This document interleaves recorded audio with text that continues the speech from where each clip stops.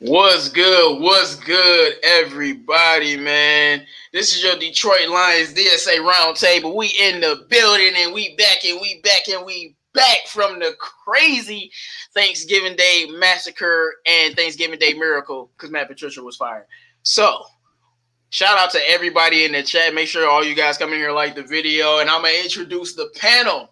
Right now, we got my man Jim Bordeaux Lions on the Proud in the building. What's good, man? Oh man, I am happy to be here. A lot of times I'm asleep by this time because I get up way too early in the morning. But I want to sit in. I miss my pals here at the round table, but I'm doing great. And my main man from the Die Hard Den podcast, Mr. Kurt Steele. What Good, up, man? though? What up, though? Hey, man, we doing that double dip duty. You know what I'm saying? Yeah. Die hard den. You know what I'm saying? We doing the Lions on the Proud. We getting it done, man. I'm so happy to be here. It's been a while since I've been on the round table, but it's time to go. All right, man. We got my man Omg Its Lions Talk in the building. What's good, man? What is up, man? I feel good. I feel like it's a new day. We ain't got no Quinn, no Patricia.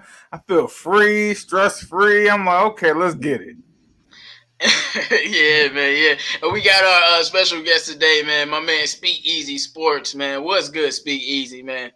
What up, though? What up, though? I'm happy Patricia and Quinn are gone, but I am super concerned with the future of our franchise, man. I'm ready to get into it. All right. Look, now let me get these shout outs going, and we're going to start the show. Make sure you guys like the video. We got our man Nick in the building with already with his crazy hot takes, hard work and dedication. We got Jordan in the building, and Drill in the building, Noma's J in the building. What up, though? We got Darren Mann in the building. What's good? Sports Today, the great one, Mike, Detroit Rage, D-Map Zoom in the building. Devin99 in the building. What's good, everybody? How y'all doing? Let's see. We got Brian Farrell, Troy Thibodeau. But all right, so we know a lot of things have happened, and today we not gonna bury the lead. We just gonna get right to it, y'all, because I know we all done made some videos and we've been talking about it. But now let's talk to the people. And we've had a few days to just mull it over and just think about everything that's been happening, and things are crazy right now. We're going to start with you, Jim. Thoughts on the firing of Matt Patricia and Bob Quinn? Didn't come soon enough. That's the first thing. You're right. The season could have been saved. Yeah, I think they should have done it last year, and that would have opened up a lot of possibilities. But it had to happen. We were embarrassed twice in 1 week, and it just didn't look like the guys were playing for him anymore. All right, Omg Its Lions Talk, man. What's your thoughts on the firing of Bob Quinn and Matt Patricia? Man, it was long overdue, man. It was like, man, finally we free. We just don't have none of that. We can start anew. I'm not too excited about the people who's choosing to start anew, but I'm just glad we're starting anew, man. All right, man. Mr. Kurt Steele, what's your thoughts on the Lions firing Matt Patricia and Bob Quinn? Ding dong, they finally gone. Man, I was definitely feeling this. I'll tell you a quick story, man. I looked at my phone after the notification went off on ESPN and when Jim posted it in our group. And you know what? I took a nap.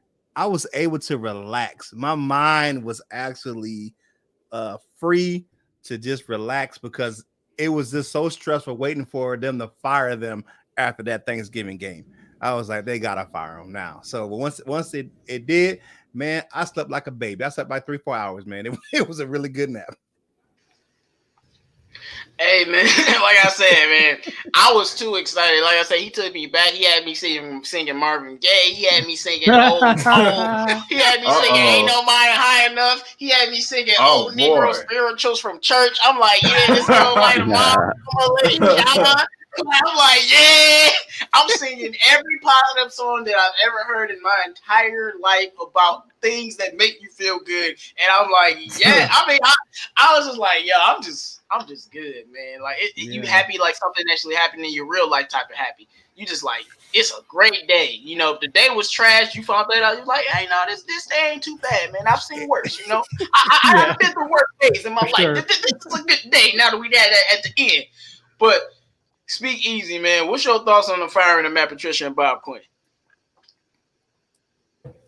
It's about goddamn time, man. I was so happy, man. I like this dude. Look, man, it could have happened soon enough, man. I was ready after the bye week, man. When he came to the bye week, making excuses about the team he's dealt, when that team had a better record before him, like it was just, I was ready then, man, and I was happy. I was also ready for Nat. I was excited. I was singing those Negro spirituals too, man. I was in the building. I was clapping. My baby looking at me all crazy. I was like, yes. Hey man, like it bring a whole different side out of a person, man. Like you be the most meanest, evilest person in the world. Man, Patricia get fired, you turn to a whole different person, at least for a day. You be like, man, things is different. You know, I'm about to donate. I'm about to do stuff. Like people do stuff they never did before. You know what, man? You know, I'm about to meet up. I'm about to call AP so we can donate some meals for these people. You know, like let's just go put all the good stuff out there, man. Like, but honestly, Did y'all hear about the donations? The donations from the Lions fans? Oh yeah. That killed me. Yeah. Donate to his The Lions fans donated to Deshaun Watson's charity because he beat us. Right. And sealed Matt Patricia's fate. Yeah. They crazy, man. I was like, y'all petty for that one. Yeah, but, the $13 is funny because they donated $13, some of them a piece, because that's how many wins he had in Detroit for Matt Patricia. That is so savage. That's so Detroit though. Wow. Shout out to him though. He put the nail in the coffin. But no, my thoughts on this is simply, of course, it's about time or whatever. But I'm just glad that Sheila showed she was about that life. I don't care. When I ever hear about anybody pulling up to anybody's house for any situation, I know you mean business with whatever that situation is. He was down 0-2. Arizona game was coming up. She pulled up to the man's house, was like, yo, all right, better stop playing. Because you're going to get fired. You lose to Arizona. And then she pulled off. And guess what? We whooped Arizona. We beat them. We gave Kyler Murray the worst game of his career. But guess what? Couldn't do it to Deshaun Watson, bro. So, obviously, I mean, half our team on offense was hurt and defense. But regardless, the way that they lost that game was just unbelievable. But I think this is good that Sheila has stayed committed. I just wish we fired him earlier. Like I wanted him gone after that Bears game. And you remember what I was saying week 2 and week 3? I was saying if you want to salvage the season, if you want to save the season, get rid of him now. If you want to save the season, and they're like, no, we gonna let him play it out and be trash.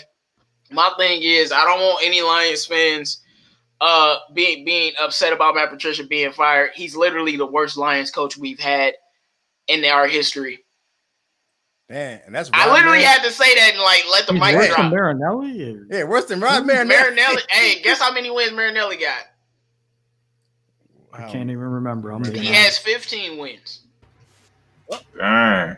Trish got 13. Marinelli got. Correct me if I'm wrong. Go ahead. But according to what I remember, Marinelli has 15 wins and he has 13 wins. So that makes him the worst coach. Right.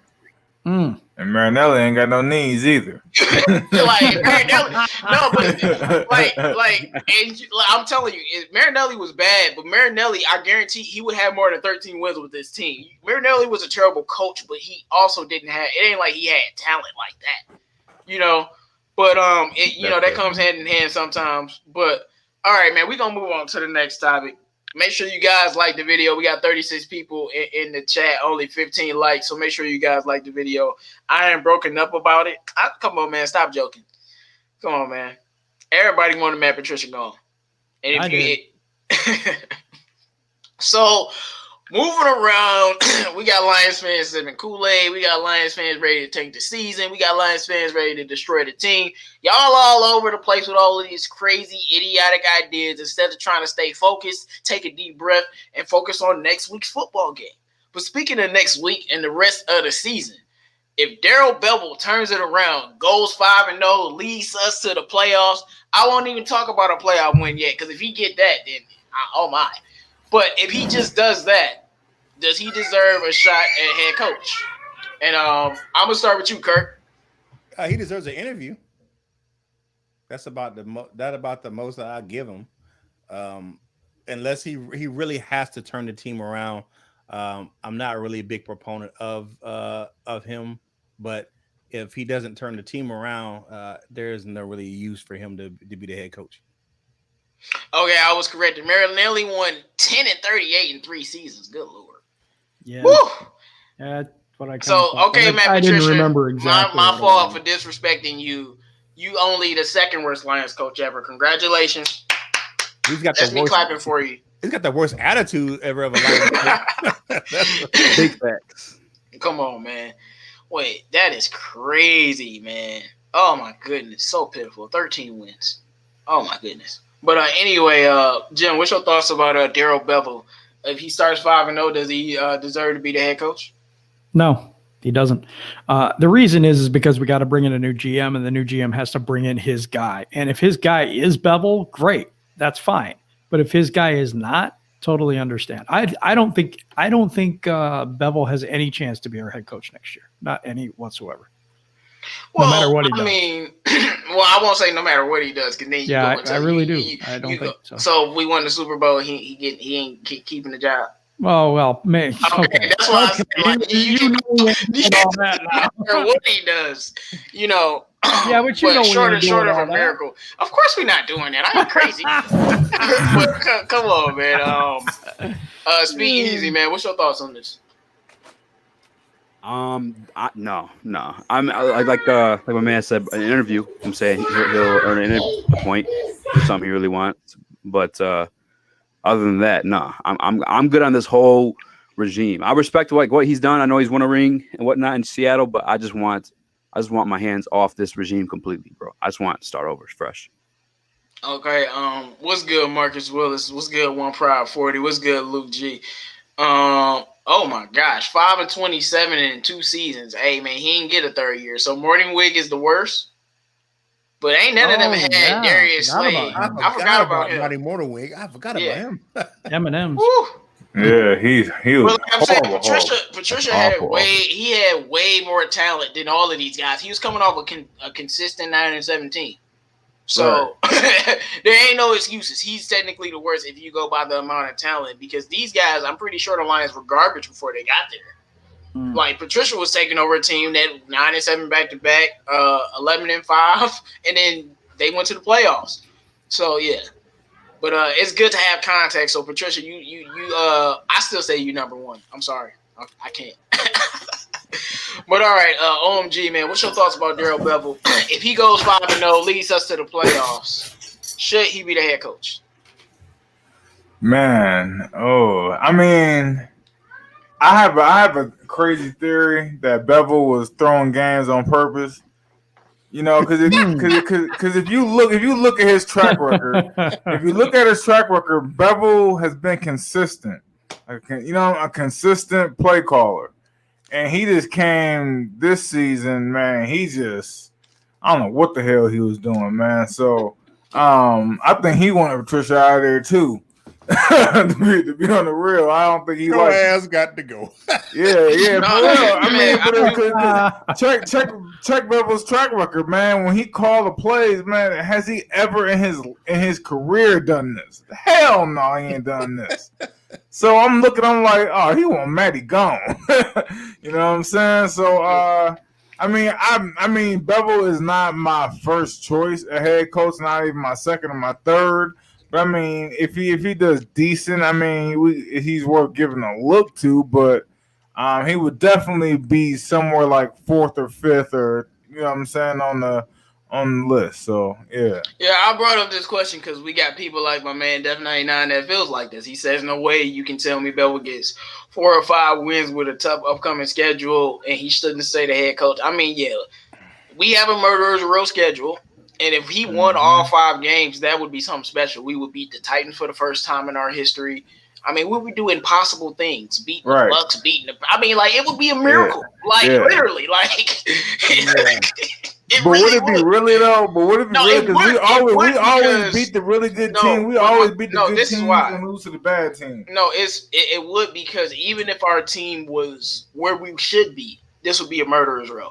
Like, if our team was where we should be, like 6-4, 7-3, like this would not be pretty. Like, regardless, and that's like, even if our seed, like if our record was literally flipped over and we 7-4, going into this, we could easily. I'm not saying we would lose all 5, but we could lose all 5 and be 7-9. I'm just saying that's how serious the schedule is, regardless of what our record is. So if he was to go out there and win it, it would be impressive. But Darrell Bevell would have to like win a playoff game for me to be mad about it. And you might be like, what I mean by that, like I'll be okay with him being the head coach, but I would still be pissed the whole season. But I'll be okay with it. Like I'll be mad about him being the coach. I'm like, oh, you coach because you won that playoff game. But if we keep winning, like that's the one thing about this coaching thing with Bevell. I definitely don't think he should get this job. But if we win and happen to win a playoff game and we come in next season and we're still winning, then what will be the issue? And especially when you look at the teams he would have to beat. I'm with you, OMG, because these are teams that the Lions just don't beat. At least 3 of these teams. Right. Yeah. And I'm talking about the Packers late in the season, like they are, and the Bucks and the Tennessee Titans. So it will be a change, but you just can't overrate a guy over 5 wins. You know, like he would really have to do something special. Like the playoff win wouldn't need to be a playoff win; it would need to be like an upset against like Seattle or something. Like just a huge upset. You know, something that's like that'll make a mark. You know what I'm saying? Other than that, I just don't know how a guy could stay. But. Yeah. I think Henry may break the single game rushing record against us. That's what I fear. Hey man, I can't even say you wrong because we saw what Dalvin Cook did to us. So yeah. So yeah, we that's gonna be a long game. We already know that's gonna be a long game. But before we move on to the next topic, I did want to talk about where you were talking about Bevell was sabotaging Patricia or whatever, but. You remember, Jim? I think you remember this when I talked about it. It was like maybe a couple months ago, and I was kind of like, I think I made a video or I said it on the RoundTable. I was like, Matthew Stafford don't like Matt Patricia. Mm-hmm. You remember when I said that? Yep. Yeah, and I was like, I can tell. Like it's just like I'm just looking in his eyes, and y'all know, like I'm just like this. This dude don't like this dude, and I was just like, I could just see it, and you can even see it these games going through it. And like you seen Stafford look more mad about losing this year than probably any year. And I know that sounds a little funny, but like I know this might sound a little weird to some people, but I think these losses was pissing off Stafford a little bit more than usual. It looked like it in that press conference for sure. Like no, the press conferences, not just one, multiple. He was just looking pissed. Like no, I meant this last one he just did, man. That last one he just did. He was all out, looking like he was upset, depressed. Upset, you know, like when we got shut out, like the game against the Saints, like you could tell, like Stafford's like, "Yo, I'm heated," and a lot of people be wanting him to show some of that fire and stuff. But how he, I just feel like Stafford has acted like Matt Patricia hasn't existed while he's been on the team. Like that. That's really how it's been. Whenever you're asked about him or he talks about or talked about the guy, it would just be like, you know, yeah, that's just the coach. You know what I'm saying? Like, yeah, that's just the guy they put there. You know, I'm going to just go out and play football. So it might be something to like Bevell might be the guy in the locker room that everybody loved. And Matt Patricia is the mean coaching principal that nobody really liked. It could be. We'll find out. I think we'll find out soon. When they play that game, we'll see how they come out and how they play. And if the offense is different, I'm interested in the defense too. To see what happens there because Unlittle probably finally calling his own game. Yeah, that's big. That's the big thing right there. And I will say I do like before we move on to I do like Bevell's approach. If you hear him talking, he's saying he wants it to be about them getting back to having fun playing football again and just sticking to the basics because when you keep it simple, you can just go out there and play. Like. If we believe Matt Patricia has been holding us back as much as we've been claiming, we should beat the Bears. And I'm not saying we're a good football team, but the Bears, come on, like we got to beat them Care Bears. Like we should beat them, you know. So we'll see if we win. I'm not saying we're gonna beat them, but we'll see if we win. But if Matt Patricia has been the problem, we should at least be able to beat them on just being a little bit slightly better than trash, you know. But we'll see what happens. And we'll see what happens. And Kenny Golladay and Swift should be back too. So right. Like Kenny G about to skip down the hallway. He also does have 10 days off too. But I know they gonna be healthy. So that Kevin Nash gift, man. That was hilarious. Kenny Golladay, that Patricia got fired out of the wheelchair. But this is my thing that I wanted to say before we move on. I feel like with this whole regime, as we wrap up this Matt Patricia era and try to move on a little bit, none of our leaders like this man. And if you weren't a Patricia guy, you didn't like him. Stafford doesn't like him. Kenny Golladay doesn't like him. I guarantee you TJ Hockinson don't like him either. But we don't know. Like, none of our best players like this guy unless they were in the Patriots uniform. And to me, that's a little bit alarming. And he destroyed our team. Seeing Quandre Diggs ball out, seeing even though Darius Slay was getting murdered, seeing Darius Slay on the other side, just seeing like us just give a good football players that we just gave away for no reason, just so he could bring in his guys only for us to be a terrible team. Good riddance, you're garbage. Darrell Bevel will do better than you because it ain't that much up to live up to. But now we're gonna move on to this Care Bears game. Well, the Lions finally beat Mr. Bumsky on Sunday now that Matt Patricia is gone. We're going to start with you, Kurt. If we get healthy and we actually play a different defensive philosophy, I believe we can beat the Bears. You know, as long as we and they have some kinks in their armor. They have a good defense, but they have some kinks in their armor, especially with the their defensive tackle that eats up the space is out. If he's still hurt, we can definitely run the ball on Chicago. So I think there's a chance. I think we can beat them on Sunday. Hey, what if Golladay signs a deal this week? Now I've been thinking about that in the back of my head, but because Bob Quinn probably didn't want to sign him. That's probably why he wasn't signed this entire time, and that's probably why he was like, "All right, y'all don't want to sign me. I'm about to tax you." But I think that's exactly what happened. But Jim, what's your thoughts? Will the Lions finally be able to beat Mr. Bumsky just with a new face in the building? An emphatic yes. As most people know, my wife is a Bears fan, and the Bears are going through just terrible stuff. They hate their coach. They don't like their GM. The coach is calling out their defense when the offense has sucked all year. It's just a mess over there in Chicago, and I think we're going to whoop them, actually. Wow, so you saying we get Matt Nagy fired? That's what you're telling me? Because pretty much. If we woke them, like we blowed them out, he got to be fired. You just lost to the Lions, bro. They lost 5 games in a row, man. No, Jim, didn't I predict this? Didn't I literally say? Yep. I literally said, you remember the 2016 Vikings? They started off 5-0, then they lost 5 in a row, ended up 8-8. I literally said when the Bears were 5-1, they were going to lose the next 5 games. When they were 5-1, I told my wife that team's trash. She I told her too. I was like, y'all about to lose the next 5 games. She's in the chat, whatever. I'm like, okay. I knew this was going to happen. Yeah, they did. It was a bunch of fluke stuff. So, speak easy. Looks like you back, my brother. Do you think the Lions will be able to beat Mr. Bumsky Sunday just because maybe they're healthier and Patricia's just gone? Yeah, I think it might be a way because I think we all know after hearing former players speak on Patricia that none of them really liked him. So I think it's their time to kind of stick it to him. You know what I'm saying? By coming in and getting that division win. Good point. He's kind of failed to do. So I can see him getting it done for sure. I ain't gonna make no guarantees or promises, but they're gonna whoop them. Let me I hope they whoop on. Hey Jim, I'm hoping so because Mr. Trubisky looked like the GOAT against us. So yeah, I don't know. Second half, man, he was tearing it up. They're in shambles right now. They really are. I really don't expect their offense to be able to get anything going, and I feel like maybe we can score enough points. Maybe. Yeah, I don't mean that. I mean they're just in disarray. I mean, from the coaches calling out the defense when the offense hasn't done anything all year. They got Trubisky back because he was benched for the entire year. They were going to just let him go, and all this stuff. I mean, the fans are. I'm not being the pessimist, but the Carolina Panthers, when we lost to them, you could probably call them the worst team in the league at the time. They're on a 5-game losing streak. Mm-hmm. They were terrible. They're just like how the Bears are, and we lost. So they rallied around that quarterback, though.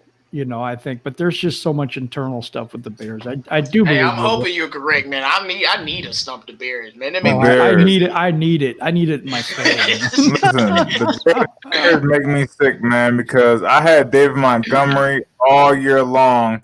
I'm like, he's a buster. You know what I'm saying? And the second week after I done let him go, he go have his first 100-yard game in forever.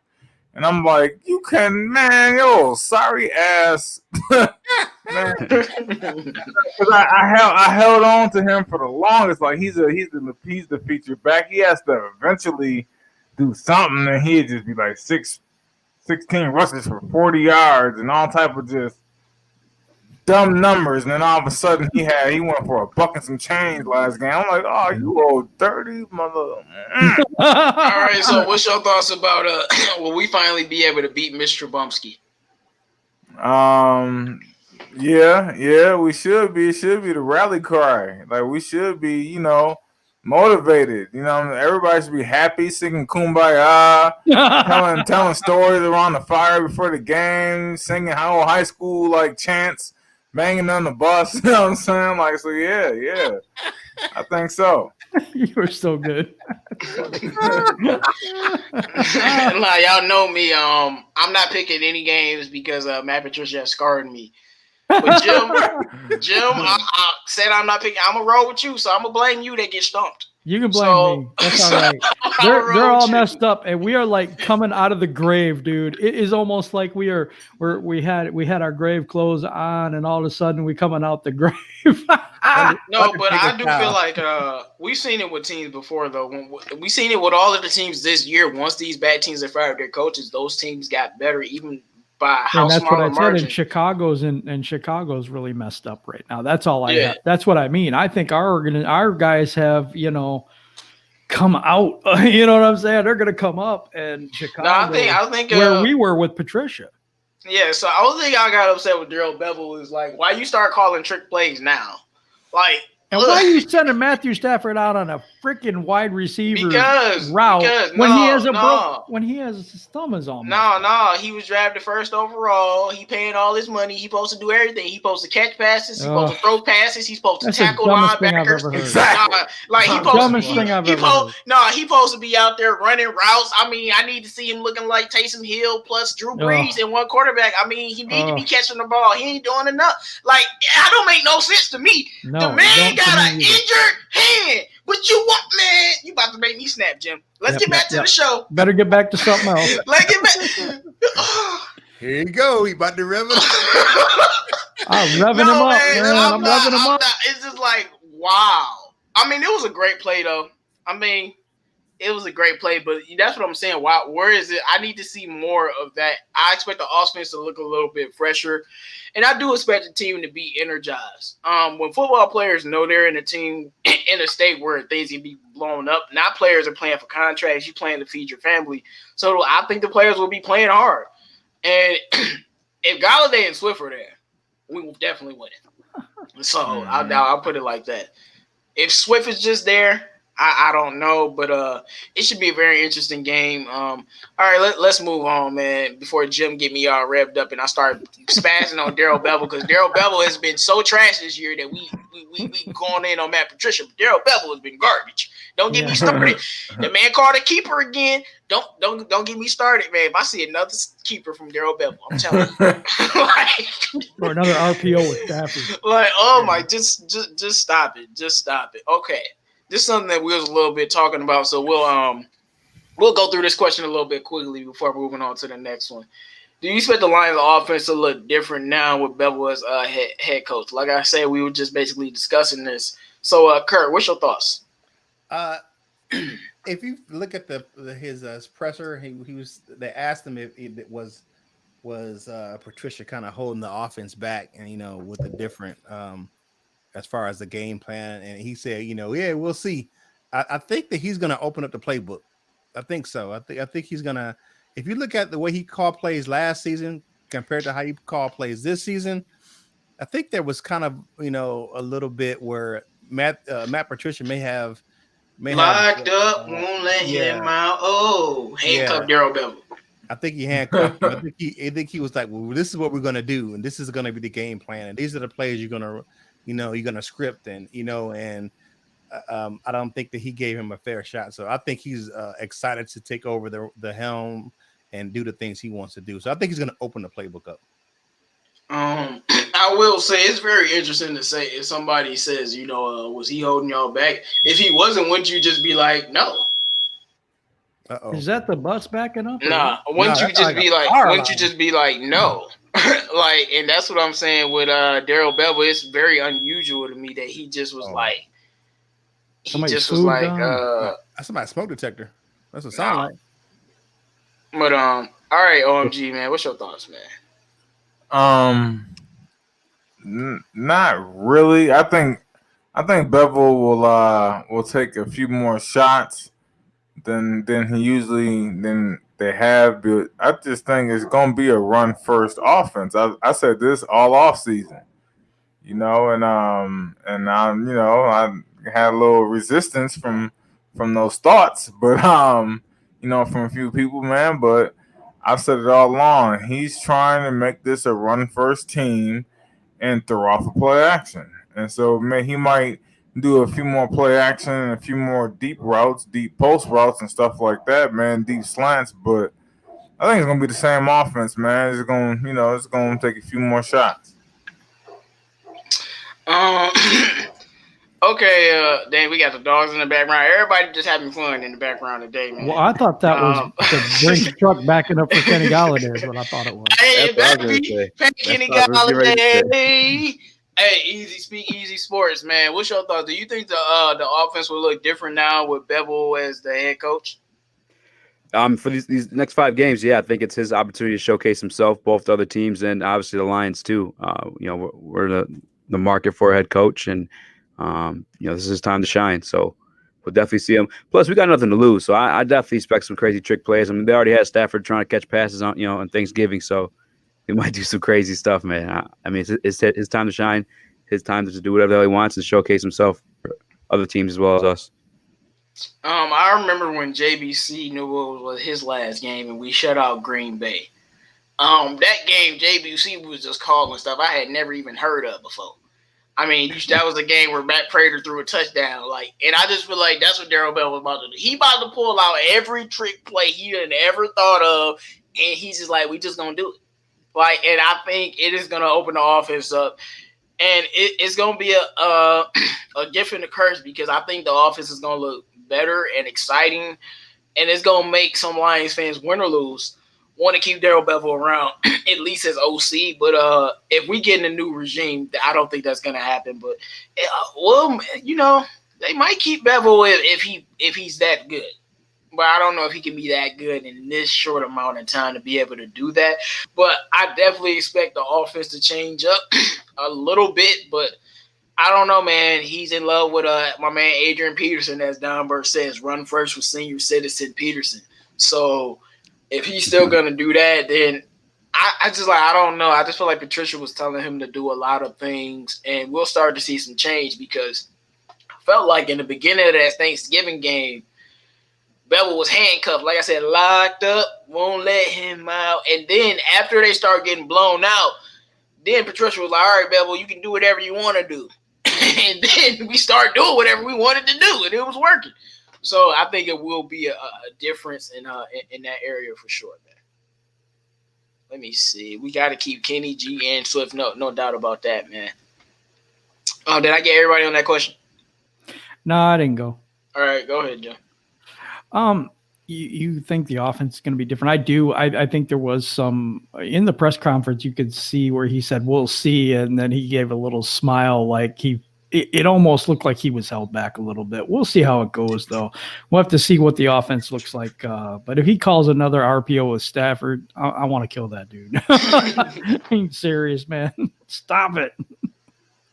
Yeah, now it will be a shorter show today, so make sure you guys drop your questions in the chat. Well, all right, we're going to move on to the next question, the hot button topic among a lot of Lions fans. Who are your early candidates for GM and coach? We're going to start with you, Kurt.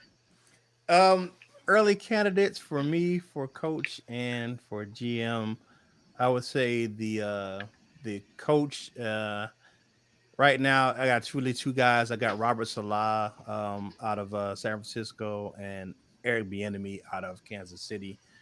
And for general manager, that's a really tough one because it's a big pool. I like Louis Riddick, of course. And like that dude live, I'm gonna agree. I like Chris. I like Chris Spielman, but with him, neither one have GM experience. But at least Louis Riddick has front office experience. Experience being a prior pro scout and then being a director of player personnel at Philadelphia and Washington. Okay. Jim, what's your thoughts on this? Who are your early candidates for GM and head coach for the Well, Detroit Lions? you got to go GM first, and Ed Dodds is my guy. He is a assistant GM now in Indy, but he was with the Seahawks organization for quite a few years. Was really instrumental in building the Legion of Boom over there. He has some very, very good scouting, good draft picks. I mean, he's been involved in that realm for a long time. I really like him, so he would be my first choice. And then for coach, I like Robert Salah out of San Francisco. He fits Detroit. He's from Dearborn, so I think that he would have that mentality, that Detroit mentality, and kind of both together bringing the Detroit way here instead of the Patriot way and every other person's way. We need our own system. Okay. Omg Its Lions Talk, man. So who are your early candidates for head coach and GM, or unless you want it to be one person? Yeah, I think the Kansas City offensive coordinator is it Bieniemy. Yeah. I just like his creativeness on offense, and I think why I do like Salah. I just want an offensive guy that's gonna come with that creativity and mix it up and show them something different. That's why also I wouldn't mind. I can't think of the dude. Oh, Lincoln Riley, man.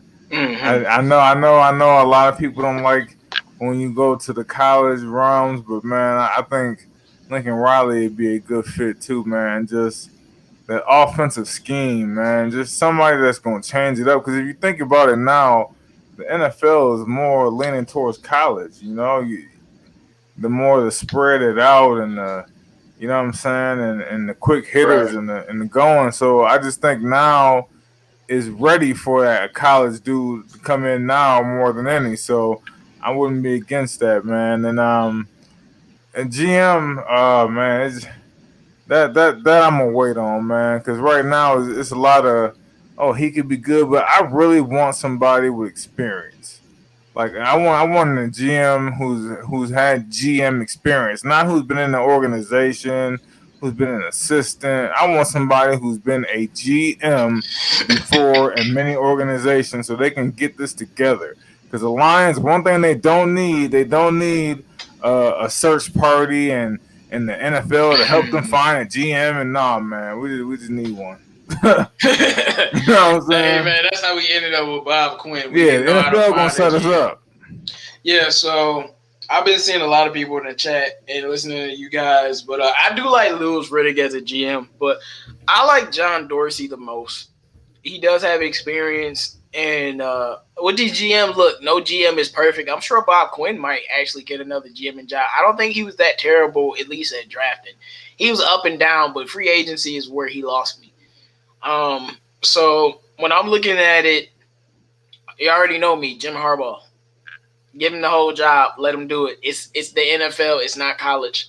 But besides going that route, I'm with OMG, man. I don't want a defensive minded head coach. I just really don't. Now I'm not saying that if we get Salah, I'm gonna be upset because I do think he can be a good head coach. But I think that we need an offensive head coach. You look at a lot of these new head coaches; they're more offensive guys, especially the Cliff Kingsburys and guys like that. Isn't Kevin Stefanski like a OC in Cleveland that got promoted? Look at Frank Reich.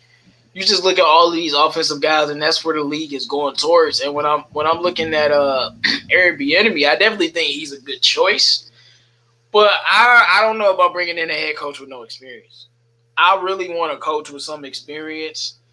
But at the end of the day, it has to be an offensive-minded coach. I know people like Joe Brady. It's just a lot of things that have been talked about. But Jim, was Wayne Fontes defensive or offensive-minded? Jesus, I don't remember. Because I don't remember. But I don't either. Because I was I don't going back think to him because he was the only other coach that won anything. But our most successful Lions team was with the offensive-minded head coach. And I don't think that's really a coincidence. Because with offensive-minded head coaches, all you have to do is put the right defensive coordinator in place. And Terrell Austin for a couple years was, outside of 2015 once we lost Sue, but he at least was okay. He was I was very, tough on him too, but he wasn't the worst guy in the world. But you put the right DC in place and then you handle the offense and it's supposed to be good. And I think you bring in an innovative guy like Eric Bieniemy, even like a guy like Lincoln Riley, maybe even a guy like Joe Brady, somebody who just calls offense. Because I want a team that, when Stafford can't play in the game, we still win. I want to be able to win with Matt Moore, like the Kansas City Chiefs did. I want to be able to win with Taysom Hill. And that comes from having a great offensive coach. It really does. Or a great head coach in general.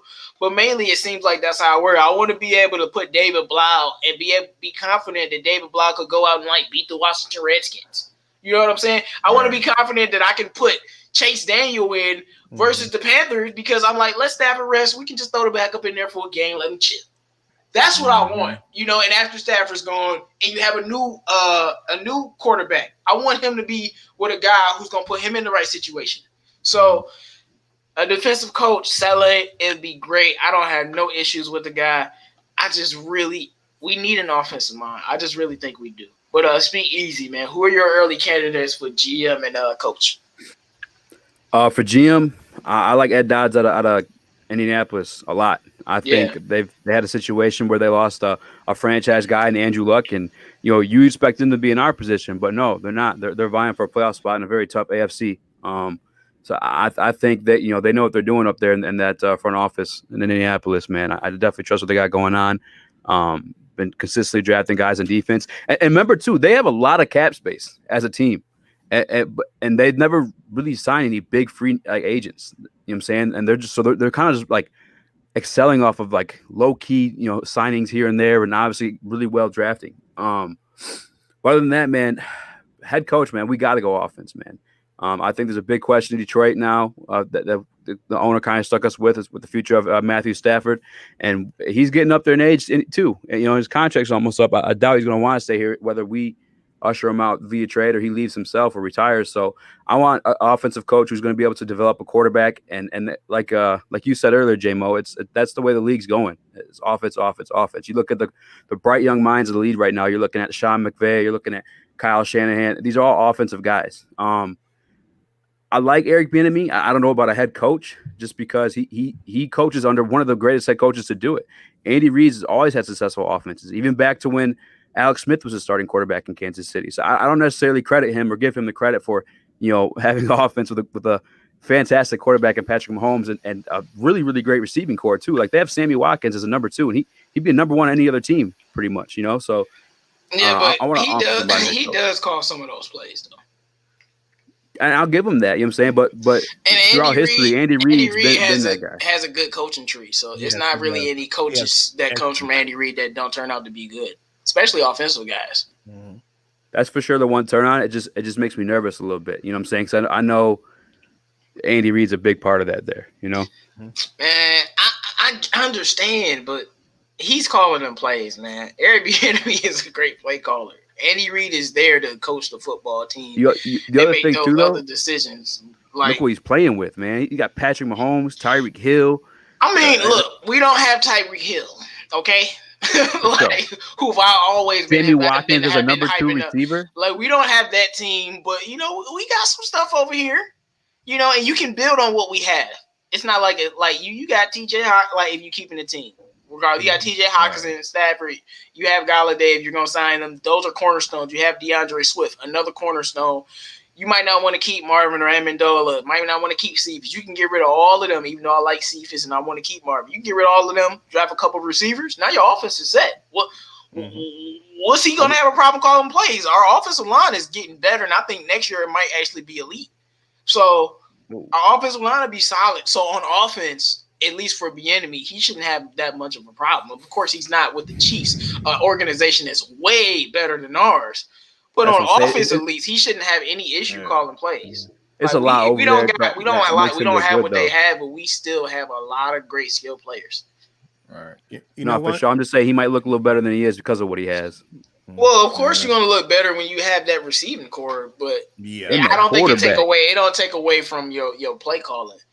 I would say Like you just said, Alex Smith was good with that team. So that's Andy Reid. But when it comes to like play calling and who's actually calling the plays, they always talk about the Super Bowl and the final play, and that was Eric Bieniemy's play call to pass to Tyreek Hill.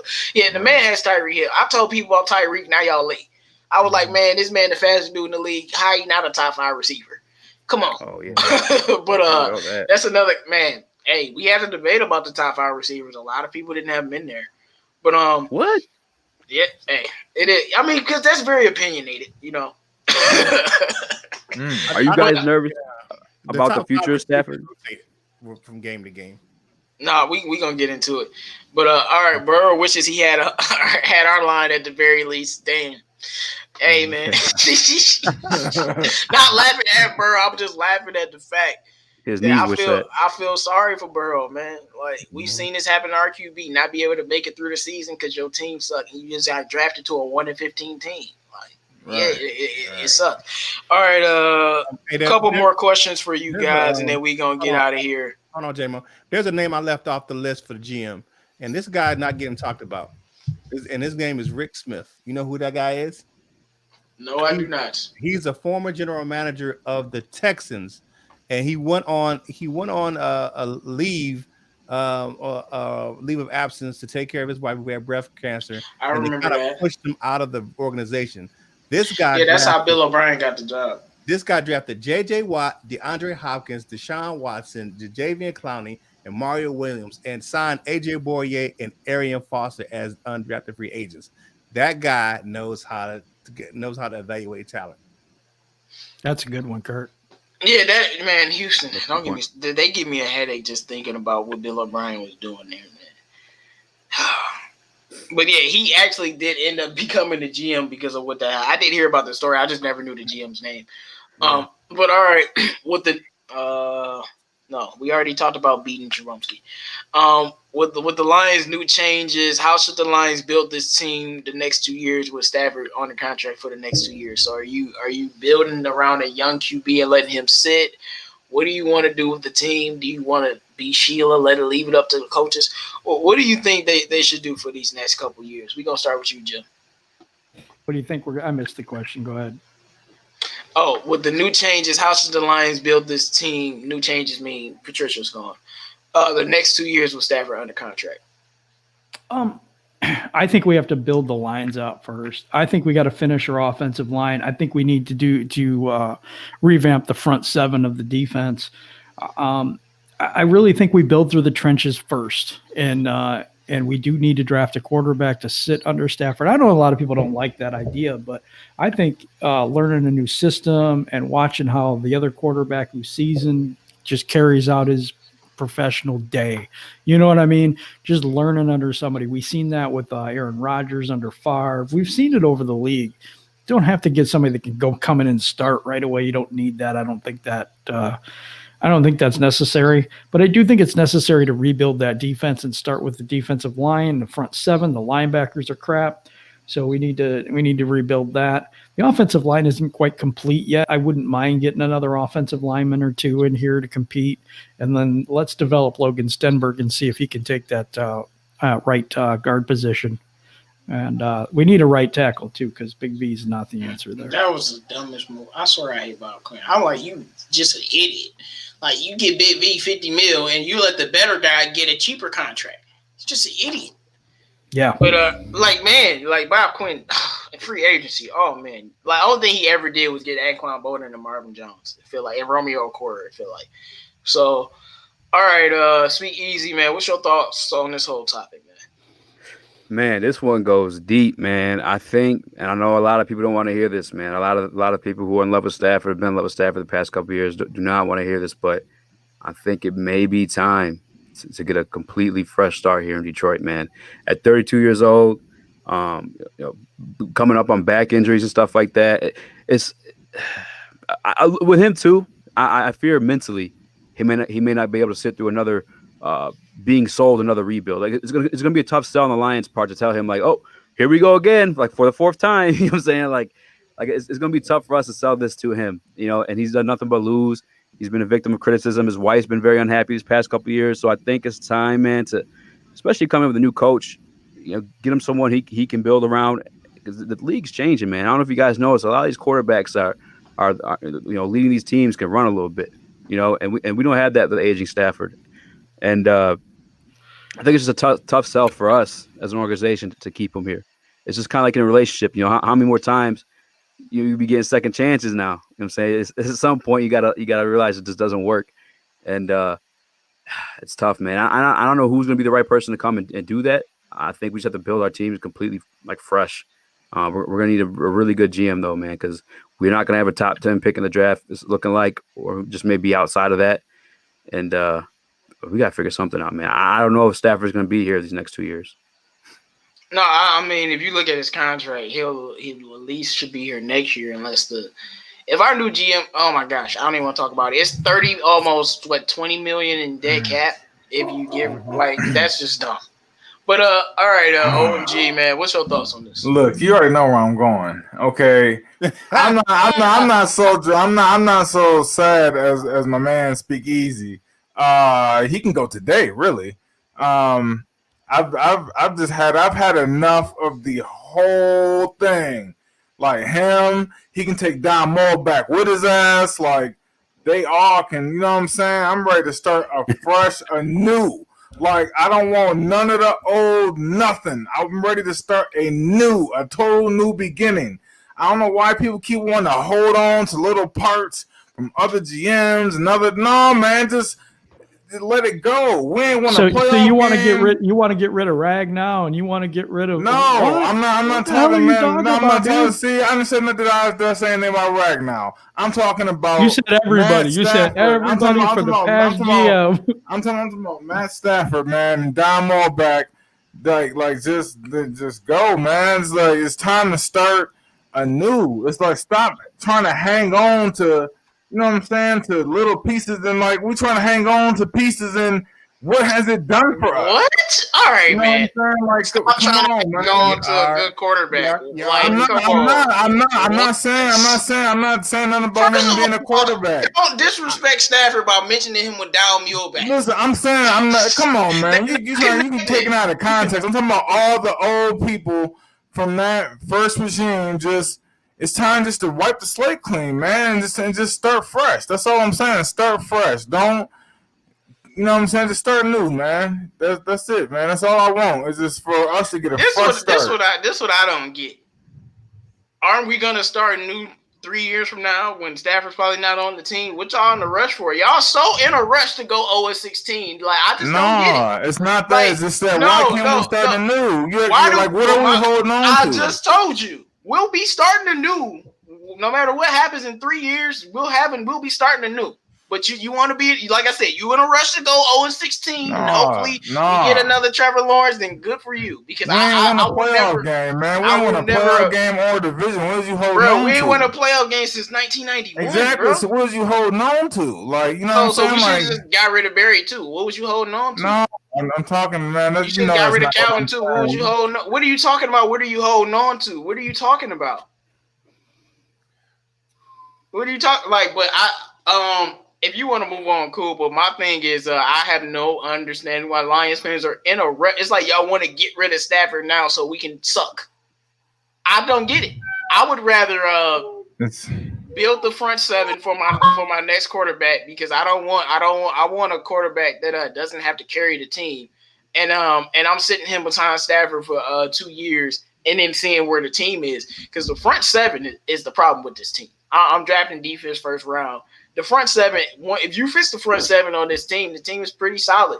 O-line is good enough at times. Sometimes it's very inconsistent because of Big V. But, we got some skill positions. We got some running backs. It's really the front seven that's a problem. Obrien and those guys in the secondary, they just play worse because the D-line doesn't get any pressure. But like I told y'all this season, our linebackers was the worst unit on the team. And once again, they are again. They're terrible. And we need to do something about fixing that front seven. Because once you fix the front seven, the entire team will be better. We're gonna have to restart though, J-Mo, even with Stafford. I think we know by now that Stafford can't carry the team to a victory. No, you don't. And this team has a lot more issues than just the front seven. No, they don't. I just broke it down. Bro. Tell me the rest of the issues. Besides the front seven, what's wrong with the team? When have we had a consistent rush game? Answer my question. Besides the front seven, what's wrong with the team? Are we consistently rushing the ball? You're not answering the question. I'm asking. I'm pointing out a problem. No, answer my question with a question. Answer my question first. Besides the front seven, what's the problem with the team? Okay, our rushing. Our quarterback who's thrown a couple pick sixes this year. Our quarterback who's had some back injuries. Our backup quarterback situation behind him. We got to build this team like all around, man. First the of fact all, that we haven't re-signed Kenny Golladay, so we don't know what our problem with a team. We don't know where we're at. What are you talking about? Either, man. So Stafford's the problem with the team? No, what? But he can't carry it solely by himself. We know that by now. No quarterback. We know that by now. No quarterback in NFL history has ever carried a team this trash. Show me an example. I'm so sick of that. Show me an example. Aaron Rodgers had a defense that had the most interceptions in NFL history in the playoffs, bro. 7 interceptions. Okay, Stafford's had that too. And when they no. When they didn't, when his defense didn't get 7 interceptions, Aaron Rodgers ain't never been to the Super Bowl again, bro. Stop it. Aaron Rodgers didn't do it. Hey. When the Stafford defense had 2014, did Matthew Stafford not have a defense? 7 interceptions. What are you talking about? In 2014, did Matthew Stafford not have a defense? And what did they do? And what's that to do with the interception? What did they do? Did you watch the game? What did they do? It's time to let it go, J-Mo. He's not the guy, It ain't time to let it go. You got to make smarter points, bro. You don't know what you're talking about, You got an Elsa Frozen. Let it go, bro. I can't. It's all good. It's all good when Stafford not on his team and we 3-13 and he's winning the Super Bowl. Y'all gonna look dumb. 3-13 with them, bro. Like that's what I'm saying. Because we just had the worst coach he's ever had.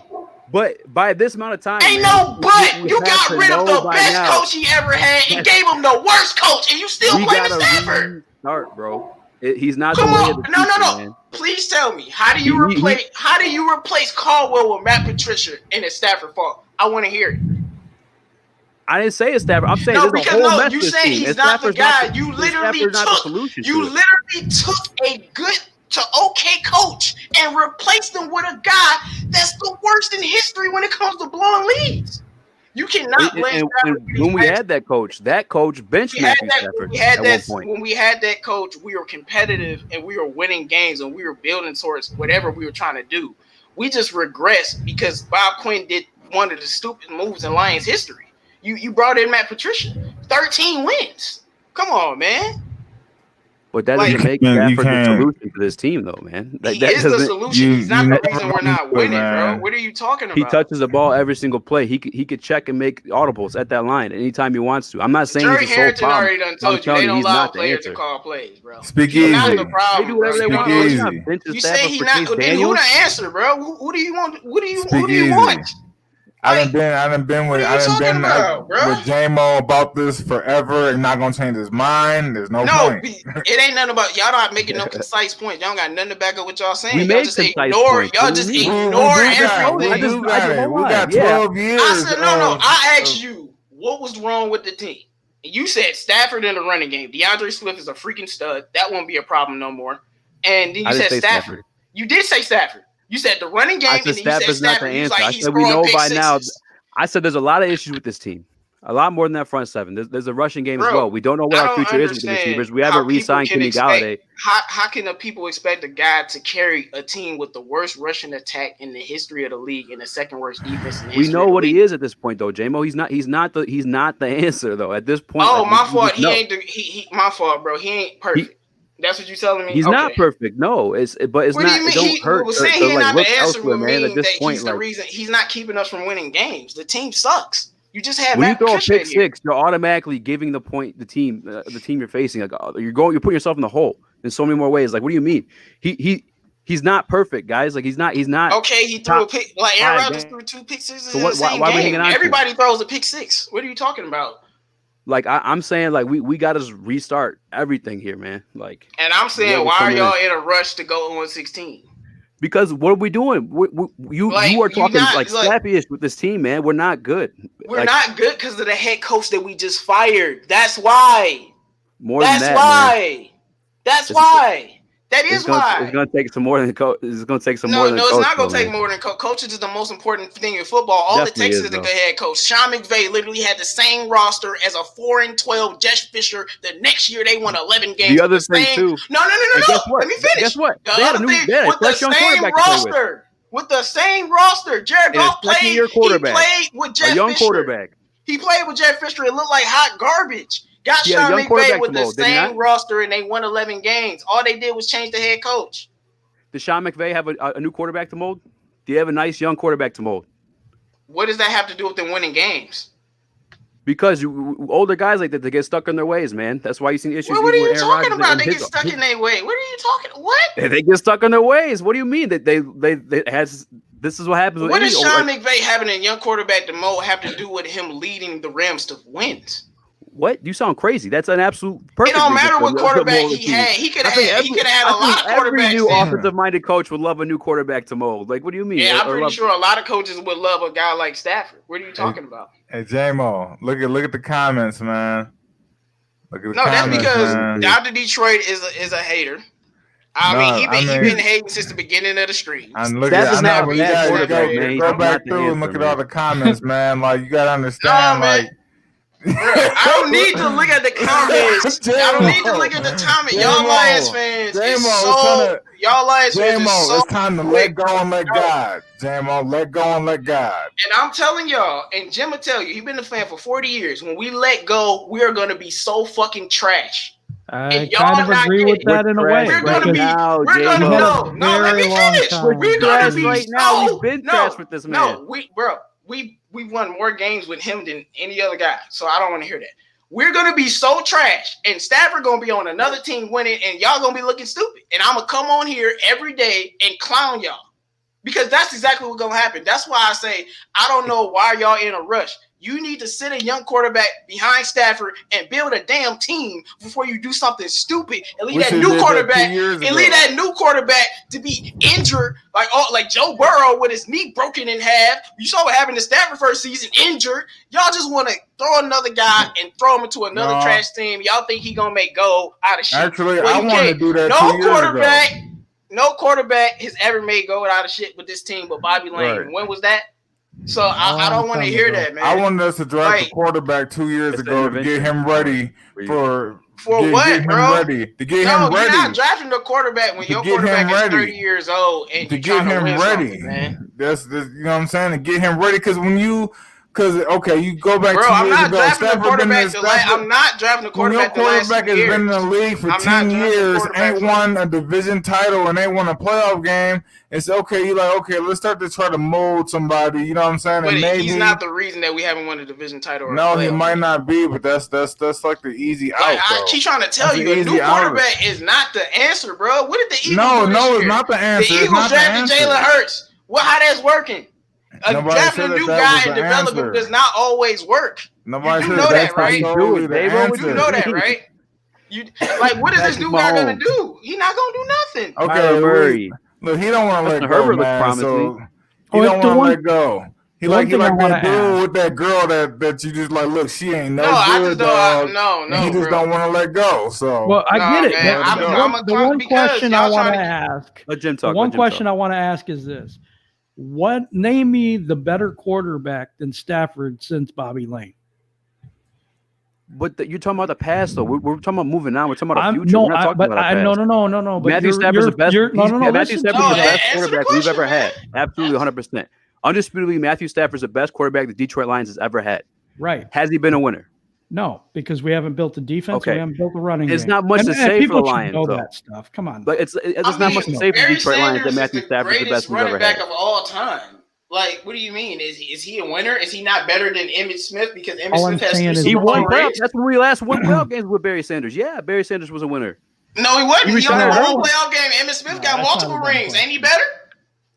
What you talking about? Walter Payton got a ring. Ain't he better? Jim Brown got a ring. Ain't he better? talking about winning games. He won games. Like what he did resulted in wins. Barry Sanders had 3 good seasons with the Lions when they really won games, and that's the truth. But he won. They won games. Like the end result they won games with the Lions. Barry Sanders was more of a winning piece than Matthew Stafford is, unfortunately. And the fact that Matthew Stafford's the best quarterback we ever had isn't saying much. I would say the team around Barry Sanders you haven't had good quarterbacks. That's true, and that's why I don't feel like we should get rid of the one that we have. So when do we do it though? Like when do we? When do we start? I think honestly, you do it when he can't honestly, play I think well we, anymore. honestly, I like think what we happened draft. with Phillip Rivers. You I do think it we when he draft one becomes this year. washed. You saw what the Chargers did with Phillip Rivers. They gave him a chance. They built a great team around him. They won 12 games. Phillip Rivers couldn't get it done. They're like, all right, Phillip, we gonna draft Justin Herbert. They look just fine. That's what you do. You don't use the guy while he's still in his prime. That's what we're talking about doing. Get rid of him for no reason. That's just dumb. But I'm not no trading reason. Stafford for no 3rd round pick, bro. Like no. Like that's not worth it at all, especially when you can have a young guy. What were you gonna say though, Jim? No, Okay. I was just the only reason I was comparing to past is because of the fact that it's been so many years and so many mistakes and things like that for getting a quarterback. But my thing is, I don't even think that's the biggest problem with the Lions. I think the biggest problem with the Lions is the defensive line, the linebackers, and the lack of running game. And I think that's what we need to address. I mean, Stafford, whether he stays another year or he don't, I don't think it makes a huge deal of difference when you don't have a defense and you don't have a running game. Well, that's how we got into this whole conversation because I asked him the problems with his team, and he brought up Swift and Stafford, and then that's how we got into this whole conversation. I said our rushing. I didn't say Stafford. Our rushing attack, which is an indictment on Swift, and you did say Stafford, and you brought up his pick sixes, man. You literally said that. I was saying that because you were trying to say he's like Lord and Savior over here, like he's perfect. Oh, he's not the Lord and Savior, but he is not the problem with. He don't have no not issues. Not even close, man. Like. Not even close. But I wanted to ask this too, though. Is like how do we sell this? How do we sell this to Stafford? Every team. Look at Carson Wentz right now. You know what the Eagles saying? The Eagles fans saying top 10 in the NFL right now. Then they saying Carson Wentz don't got no running game. They saying he don't got no receivers. All it is a bunch of excuses, and he got 14 touchdowns and 16 interceptions and lead the league in pick sixes. I wish Stafford could do that and get some excuses. That'd be nice. All I'm saying he gets excuses every now. other quarterback. No, he don't get excuses. He don't get excuses while leading the league in interceptions, bro. That would never happen. For 10 minutes. Does he lead the league in picks? Right now, no. He never has. He never has. Stafford could never lead the league in picks and get defended. Come on, bro. What you talking about? You defending him. Does he lead the league in picks, though? What are you talking about? Does he lead the league in picks? That's what I'm talking. I'm saying Stafford could never play as bad as Wentz has and get defended. He never could. He's playing. He got 18 touchdowns, 8 picks, and people losing their damn minds. You'd be surprised, come on, bro. Man. You'd be surprised. What you mean not be surprised it hasn't happened, bro? Whenever Stafford has high turnovers, he always get criticized. What are you talking about? 1, 2, 3. Like, I see Eagles fans defending Carson Wentz night and day, and that man look like hot garbage. Stafford ain't never looked that bad. Stafford's 3 picks away from leading the league in interceptions. But anyway, let me ask you this: How we Russell sell Wilson Stafford has more interceptions than Stafford. Nice try. Come on. I'm saying he's still that okay. He's still 3 interceptions away from the league. That's still facts. But how do you sell Stafford? How is he 3 interceptions for leading the league when Carson Wentz because Stafford has 8 interceptions? Carson Wentz has 15. What am I looking at? Yeah, then what are you looking at? Carson Wentz has 15 interceptions. Man, I see the big ass tie at 11. But either way, how do we sell Stafford on doing this a 4th time?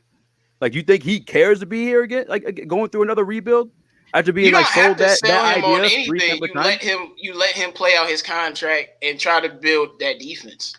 And if he wants to go, let him go. That's all you do. You draft a quarterback, you lose him for nothing. Let him play out his contract. Look at the Chargers. They lost Phillip Rivers for nothing. They're just fine.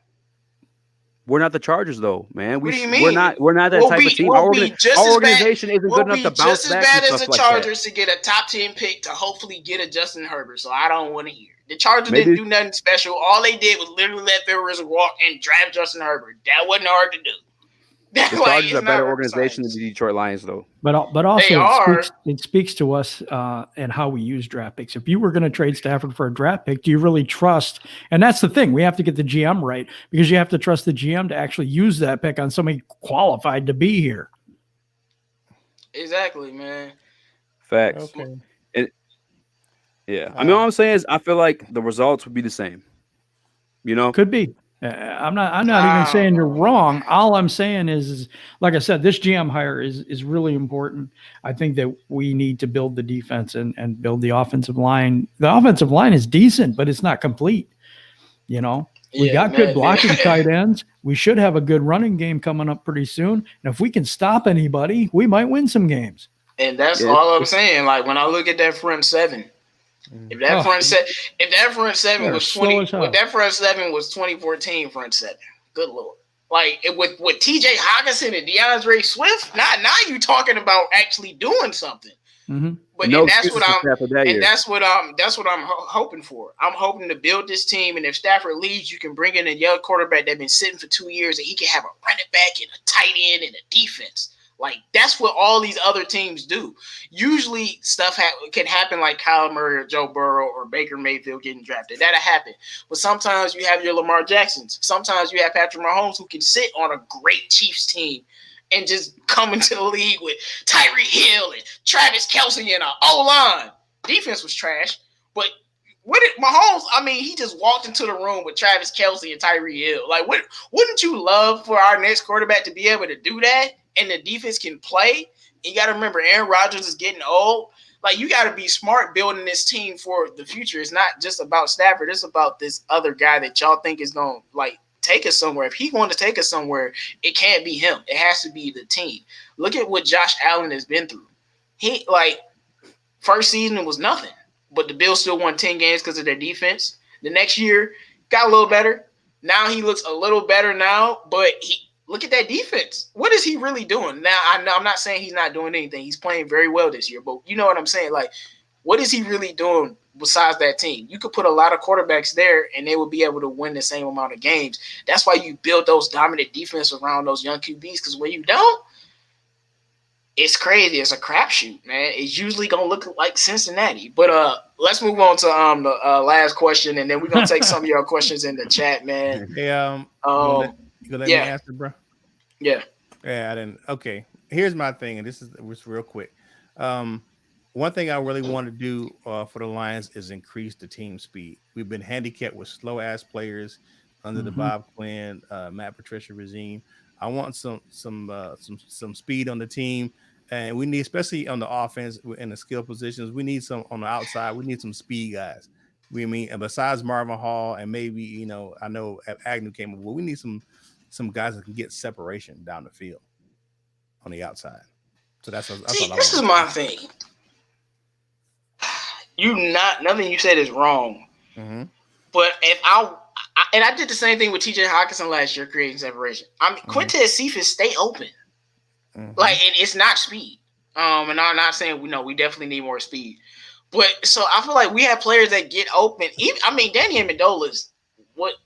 Danny Amendola, but he get open. So I feel like we don't even take advantages of what we can take advantage of. And Marvin Hall stays open a lot now. We definitely need a slot receiver that's, I'll say, highly drafted. That's a stud, but who knows about that? But but I'm talking on the outside. I'm talking about like a speed burn on the outside. Because I'll ask you this though: how many besides Tyreek Hill? How many of the best receivers in the league like that? I mean, you have some guys. I mean, and Julio Jones on his best day, he got Julio Jones ran a 4.3, but it's just I just feel like Andre Hopkins can get some separation. So the best receivers in the league are just like outside of really Tyreek Hill and Julio, because Julio was fat. Like the best receivers are just like real-rounded monsters, most of them. Yeah. So I mean, but I do want some team speed. Because that's one thing we've been lacking in Detroit. We need some speed. We're so slow right now. It's ridiculous. I agree with that. I think speed on the defense too, especially the linebacking. On the defense, yeah. But that's all I wanted. So that no, Cephas definitely has had some problem with some drops this year. Oh, I did want to say something. say something before we move on. But that's why I actually am very confident in Cephas because he open. Have you ever seen Cephas drop a pass when he wasn't open? So that lets you know he doing something right. He just got to finish the other part. Don't be Obrien. But I just wanted to talk some smack a little bit to all you Travis Fulgham lovers. I had y'all coming at my throat, coming at my neck on my video about Travis Fulgham. Oh, you need to do a new video. This ain't aging well. It's not looking good. I think you need to do another video. And I'm like, I'm not making another video. What Travis Fulgham doing now? I was told he was better than Marvin Jones. I was told that he was a savior. I was told he was a beast. I was told that we slept on him. And I told y'all, I like Fulgham. He's a good receiver who I always thought would be a good receiver, but he's good. He ain't elite. He ain't a stud. He's being bitched for Alshon Jeffrey, who owned one leg. That lets you know how much they really think of this guy. So shut up to me about some Travis damn Fulgham. The Lions didn't need him, wasn't going to use him, and that's just the reality of the situation. We got Marvin Hall and other guys doing work. Eagles fans are very bitter in the chat because I came at their head. I don't care, bro. They was go. That's probably the most comments I've ever had on any video, and it's just Eagles fans. You're wrong. How y'all look now? Stupid. That's all I had to say. Now we got to move on. At the quarterback position. Now we got to move on. Hey, Lamar Jackson he played for the Ravens, bro. Let's see. All right. TJ Hockinson is the league leader in the NFC for Pro Bowl votes. And if you check all the tight end stats, literally there's only one tight end playing better than TJ Hockinson this year. His name is Travis Kelce. Literally, Hockinson has the second most yards and touchdowns after that. But, okay, we're going to start with you, Kurt, man. Does TJ potentially being in the Pro Bowl in his second year and being the second most productive tight end in the league while being underutilized? Is TJ living up to his hype? I think if they used him more, he could be doing even better. And that's really one thing. He's underutilized, and he's the league leader. I mean, he's the team leader in receptions right now, and he's still underutilized. So I think he's making a way where he can be an elite tight end here the next year or so. Yeah, but see, that's why I'm so excited. How do you be underutilized and you still the second best tight end in the league? And we know every year there's injuries, so I know George Kittle healthy is better, but he's hurt this year. So how do you do that? Like, how special is this guy? Like, I'm almost thinking if we was like, forget everybody else on the team, we just throw in the TJ, he might be better than Travis Kelce, but we won't know till next year when he gets even more opportunity, I think. But think about this. George Kittle backed up TJ Hockinson at Iowa. No, he did, and he said TJ Hockinson was better than him. And usually people say that, but you can tell he meant it when he said that. Mm-hmm. No, he did back him up. No, TJ is special talent, but we still got people talking. So hey, I'm gonna stay on this all year. But OMG, man, what's your thoughts? Is TJ living up to his hype? Yeah, he is. He is, man. It's just that we haven't figured out how to plan for him, or we just don't give him the consideration. Like, we need to plan for TJ like the Eagles planned for Zach Ertz a couple years ago. You know what I'm saying? How you have him that much in the mix, or like the Ravens do for Mark Andrews. And those two dudes, I think, are the models that we gotta, pattern ourselves after, man. How to use TJ Hockinson, because if we don't, then we just underutilize him. No, most definitely, man. Look, I'm speculating. I don't have anything to back this up, but I'm blaming Matt Patricia for the underutilization of TJ Hockinson. So, because you remember that, what game was that? Was it the Vikings game where we threw the ball to Danny Amendola like 1 billion times? And we was like force-feeding Danny Amendola the ball? You tell me that wasn't Matt Patricia? Like, Darryl Bevell ain't never had a game plan like that again. But, all right, speak easy. Is TJ, is he living up to the hype that you have for him with him potentially being in the Pro Bowl and being the second most productive tight end right now? Absolutely, man. I'm ecstatic about this guy and his future here in Detroit, man. I just hope that we can build a winning team around him to make him want to stay, and because he's definitely like a winning piece. A lot of these winning organizations, they have a tight end as a key piece to offense. George Kittle was it for San Francisco, and Travis Kelce's it for the Kansas City Chiefs, and I'm just glad that we have that at least we have that part down as far as like a winning recipe. I'm happy with him. Yes. Well, I'm really surprised right now. Maybe Jim will change it up. Jim, what's your thoughts on this? Not going to change it up. In fact, I'm going to add to it. He's also a really good blocker, which is hard to find these days. It's usually one or the other, but he can do both really well. And the one thing I don't think the Lions do enough is to put him and give him some slant routes over the middle and stuff like that, so that he can just get some easy catches and break some tackles, get down the field. I don't know if I like the screen plays to him so much. I think he could be a deeper threat. That's what he was in Iowa, and I think he could do that here. I don't think he's even touched his potential yet. I actually like the screen plays because we always get a first down. I think he could be used for much bigger, is what I think. I mean, he needs slant routes. He needs a play action deep route. I mean, like kind of like the fleet flicker. Now, I feel like his first season, because I remember, I think it was the Chargers game. Yeah, it was the Chargers game. Stafford threw deep to TJ a couple times, and he was a rookie. He dropped one, he couldn't catch it. And then, like, after that, it seemed like they went away from that. But we'll see if that changes. But, I mean, what can I say about TJ? Like, the dude's a stud. Then he got to start the defense, man. They just got to use him. Like, man, they need to watch the tape of the Super Bowl when they used Zach Ertz. When Philly used Zach Ertz, how they used him all over. He was like their number one weapon. Mm-hmm. That's how they need to use TJ. They need to watch that. Most definitely, and especially when Golladay isn't playing, that's even more an incentive. But the thing about TJ is I have to give him credit. I mean, let's not act like he didn't have an injury that could have potentially hindered him for the rest of his career. But he came back from it. We saw him. I mean, I was salivating at the TV watching him work out with George Kittle and the routes he was running and train in the summer. Like, these routes is kind of crisp now. Like, and yes, we see it now on the field. Like, them routes was like they were crisp. And I feel like he went out and he learned. To me, this is what I want Okudah to do next year. Go out and live up. No, I'm sick because I feel like TJ felt like he had to live up to something. Of course, I'm speculating a little bit, but I felt like he felt like he had to live up to being 8th overall. Maybe, I don't know. Like, because he really had to work. Like, he wasn't as good of a blocker last year. He didn't know the playbook. He didn't get separation as well. He wasn't as strong. Of course, he had some drop this year that's pissed me off. But to me, he ain't perfect, but he has so much to do. When a guy's in your second year, and the NFL is different every season. 1 year, Kenny Golladay can lead the league with 11 touchdowns. And then the next year, guys leading the league with 15. Next year, 14 touchdowns. The next year, a guy lead the league with 10 touchdowns.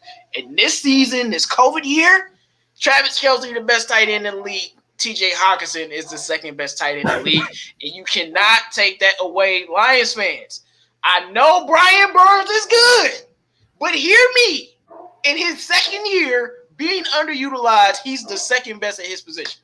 And if you don't want to say that, put George Kittle ahead of him. He top 3. Rolling out of bed, the guy is special, and he was the right pick. We didn't make a mistake. I just want Lions fans to know that, because if this man made the Pro Bowl in his second year, I mean, he has to be the first player since, like, Calvin Johnson that's done that? Like, at a wide receiver that quick? I mean, at a receiver type of position? I think we got to stop valuing players as picks and value them more as players. Because once we pick them, they're here, man. You know, saying that first year, whatever, it's a rookie year. You could be rough. Oh, we shouldn't have took that person. But like, at what point do we? He's on our team, man. We just had to value him as a player. You're making me laugh because you just told me you ain't been on Twitter a lot. Yeah, so you ain't been on Twitter to see, man. Like, people, when we played the Panthers, even though TJ had a great game against the Panthers, all this Brian Burns. You know what? Brian Burns ain't been balling since he wasn't playing the Lions, and he's great. He's a phenomenal. He gonna make the Pro Bowl too. So I'm not taking nothing away, but I'm saying he feasted on the Lions, and the next week he didn't feast. That's all I'm saying. Everybody look good against the Lions, bro. Who's that dude from Houston that had like them 2 forced fumbles looking like prime rate Lewis, dog? I don't know who that was, the dude from Houston. But that's neither here nor there. I'm just saying, no, that is what happens. People are still trying to tell us that TJ Hockinson was the wrong pick because he's a tight end. And I'm like, you drafted a stud. How is that wrong? I don't care what position it is. I don't understand how I've drafted it. I don't care what position it is. If you draft a stud, how is it wrong? Unless it's like first overall. Like, you know what I'm saying? Right. You pick to hit. And that's what I was saying with Okudah. He's had his year this year, but he needs to come back with a new motivation next year to try to improve. Okuda should switch to safety, man. Hey, we've been killing Luke G on that, but Okuda ain't looking good, bro. It ain't looking good for you. You know, Luke gonna try to gloat about that when he hears this back. But Okuda, play well, or they might move you to safety, bro. Come on. So, man, they need to move him to the water. It ain't looking good for you. To the But I just water. want him to be, I don't care. I really don't care where he plays. I just want him to be a great football player. You know? TJ Hockinson is the second best tight end in the league on a losing team. Exactly. If he played for the Chiefs, he. I just had to laugh.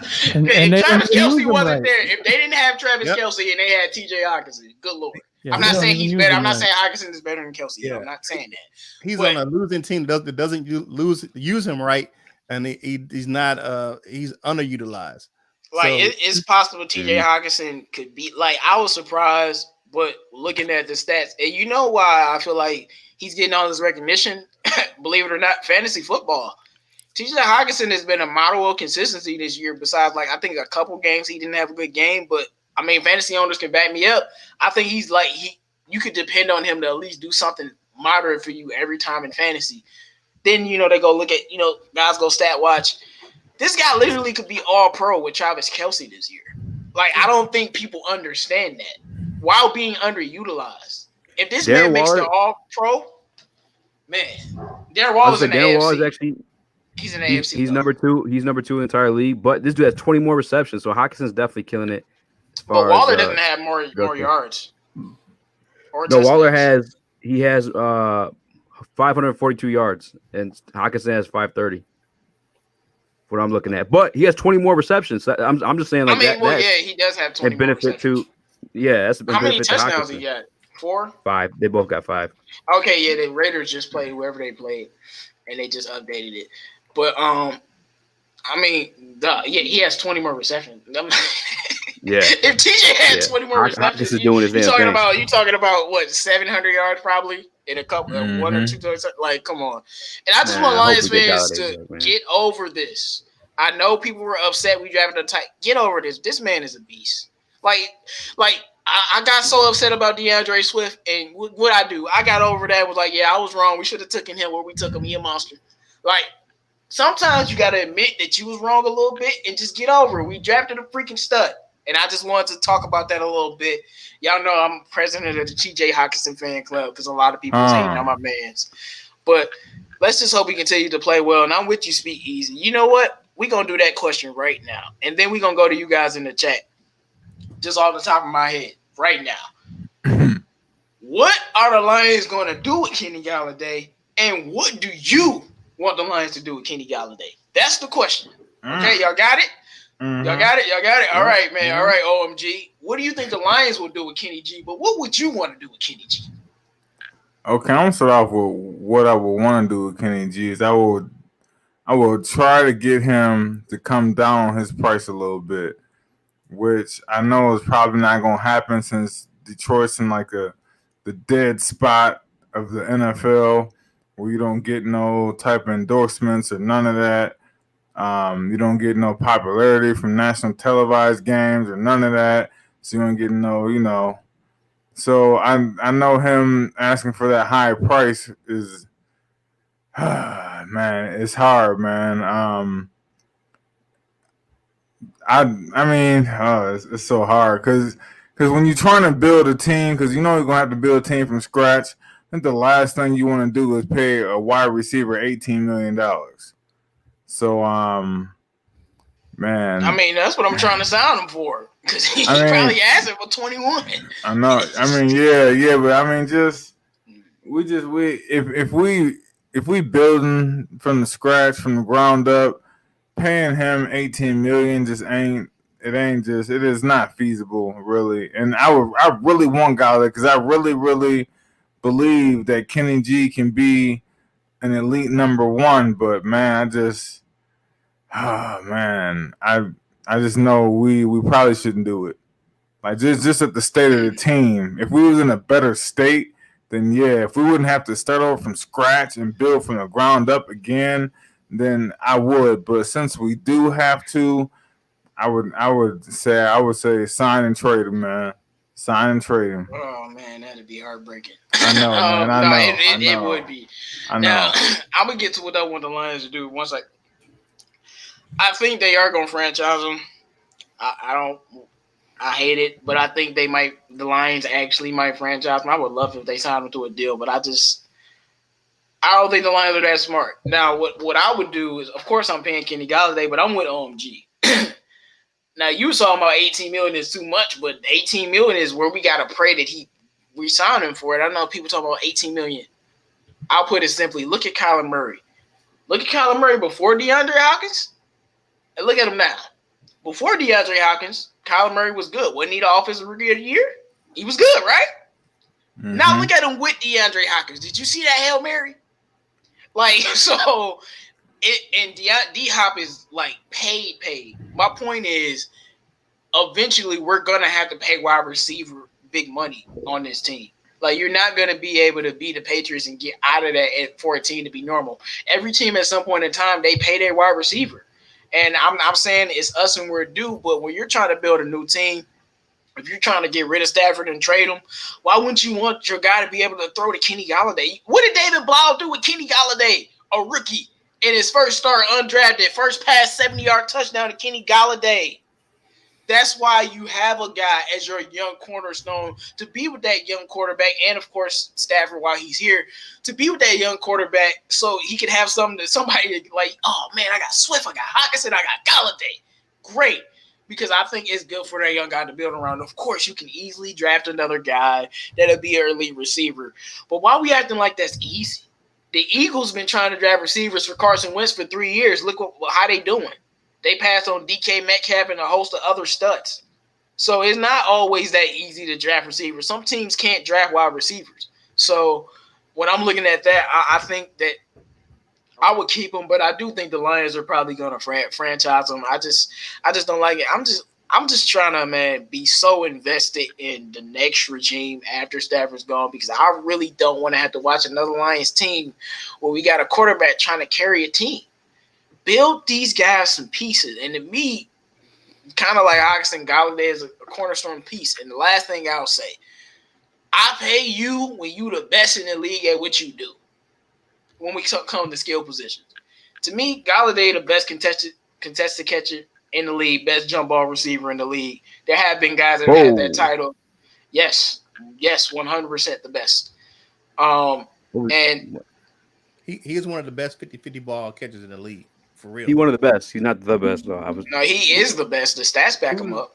Last year, Golladay had the most contested catches. And before he got hurt, this year he had the most contested catches. Mm-hmm. So... Because Allen Robinson was number 2 in contested catches last year.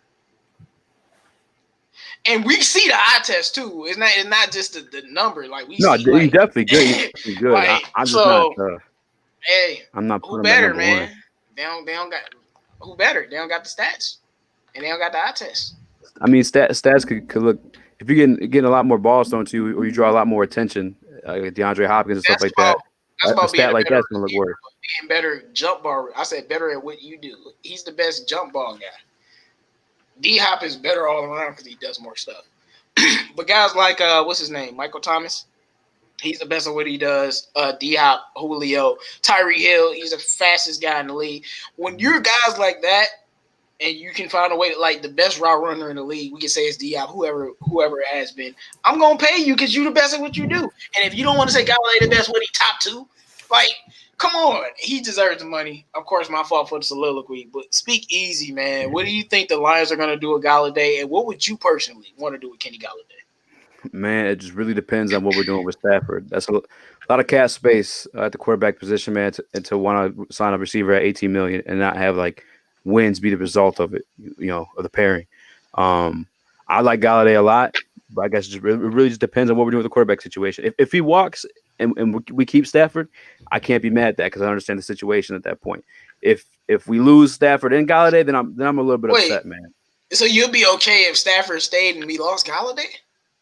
No, I'm saying that's when I would be a little bit more upset. Like if we lose Stafford, then we gotta resign. Oh, we lose Stafford and we keep Golladay. Yeah, okay. Kind of what I was saying. You gotta have it for that next quarterback too, regardless. Yeah, for sure. Especially you got a tight end with like Hockinson too. Like the pairing can be trouble. He's just a good receiver to have, man. The price is right. If I'm him, though, I'm sitting out the rest of this season, bro. I got to get my bread. I got to stay healthy, man. I wouldn't even be mad at him. But like to me, Kyler Murray is the best example I can use because he was good his rookie season. Like, but when he got D-Hop, it changed. You saw, like, did they need DeAndre Hopkins this year? No, they didn't. They got tons of receivers. Christian Kirk, who I was extremely high on coming out of college, another receiver I was right about. But once you added D-Hop, hey, bro, I'm right about these receivers, bro. Check my track record. Hey, I ain't been wrong yet.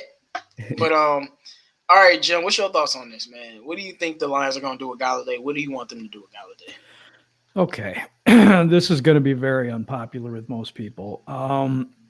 I trade him if I sign and trade. The reason I'm doing this, and I want to clear it up, is because I don't think we win with the skill positions being that high priced at this point.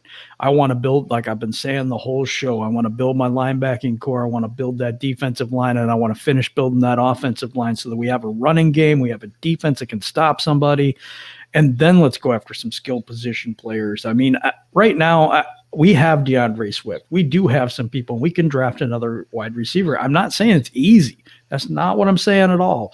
But what I'm saying is we have had Calvin Johnson and not won. We've had Barry Sanders and not won been to the Super Bowl.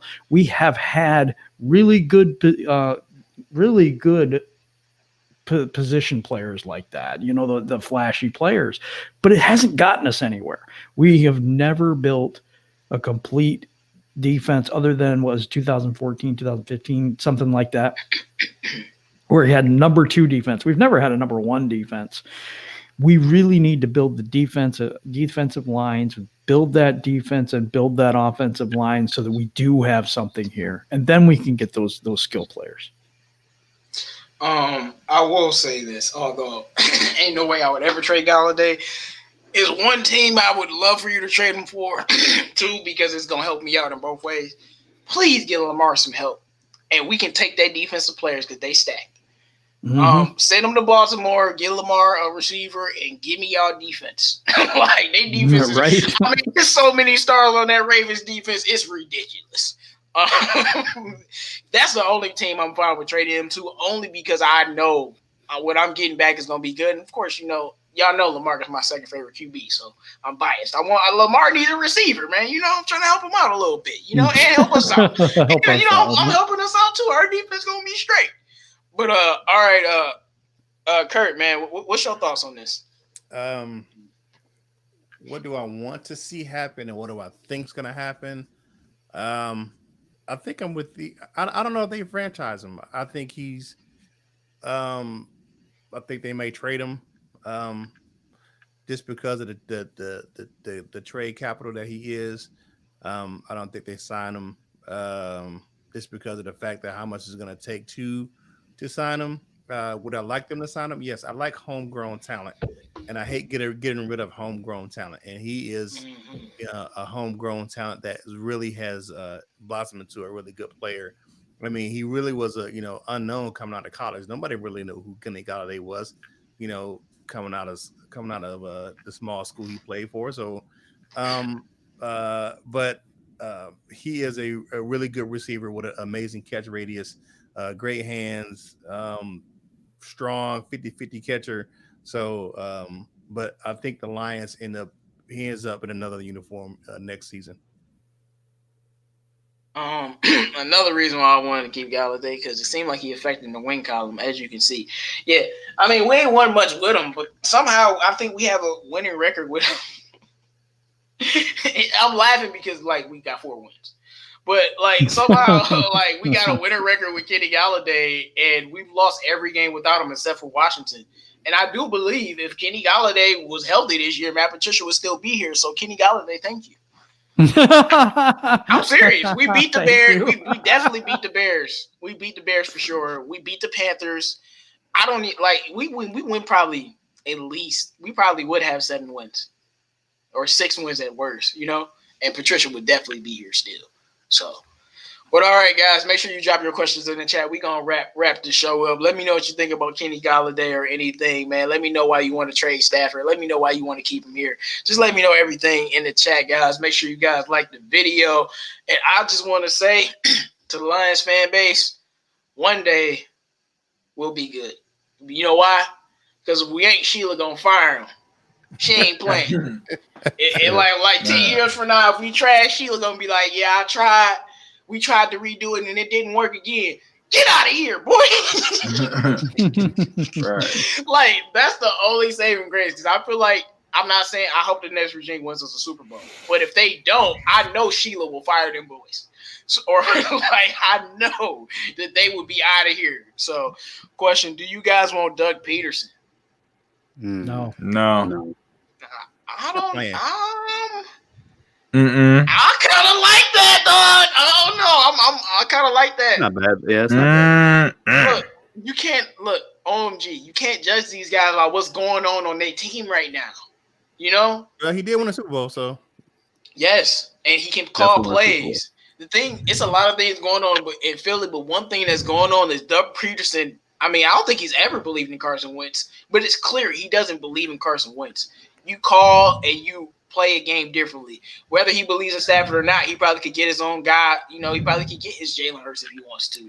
Right. I think that could be good. An offensive coach who has experience and is a champion.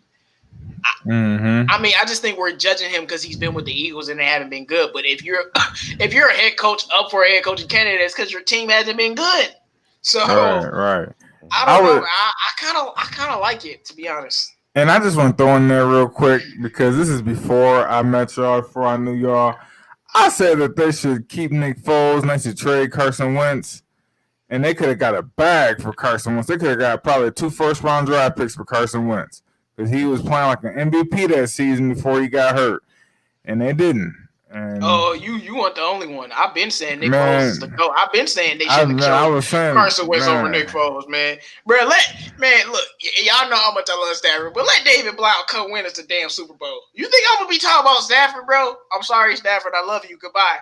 Like, come on, bro. Like, the man, no, he didn't just win the Super Bowl. he was an MVP. That man had one of the greatest playoff runs I've ever seen. Right, Bro. Like, right, that right. man he outdueled Brady. The Vikings had the #1 defense. He dropped 40 on them. Like, bro, it wasn't an average playoff run. Right. There's no way you keep Carson Wentz after that. They got a shrine to this man in the locker room with a statue. You gonna keep Carson Wentz, you idiots. Like, and the only reason why they did that is because Nick Foles is kind of like a journeyman. You know what I'm saying? But you know who else? But you know who else did that? And they didn't. Kurt Warner. Yeah. I was about to say sometimes you just recently. fit. Oh. Carson Wentz still better than Nick Foles, man. I'm sorry. No, I just feel like sometimes you fit.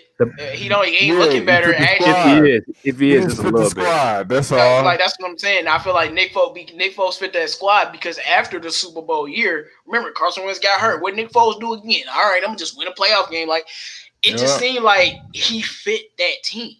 He did. Like, that's why he's not doing right. He's not doing well where else because sometimes you just fit in one spot. It's sometimes like that with some of these quarterbacks. Yeah, Case Keenum with the Vikings. I bet you Case Keenum take him to the Super Bowl. What I tell you, I was like, the Vikings should have never got rid of Case Keenum. No. When they got Kirk Cousins, I was like, y'all shouldn't have did that. Because Case Keenum isn't better than Kirk Cousins, but he fit. Oh no, I'm happy too. But he fit that team perfectly. Sometimes it's just about fit. But ain't no way I'm gonna let David Blount win a Super Bowl, and I'm like, yeah, we keeping Stafford over you because he a little bit better. Bro, I'll smack y'all. Like what? Right. He won the Super, and this is Philly. They ain't never won a Super Bowl. Right. Like, he won your first Super Bowl, and you gave him the finger, and y'all drafted him in the first round. Yeah. But that was a whole side conversation.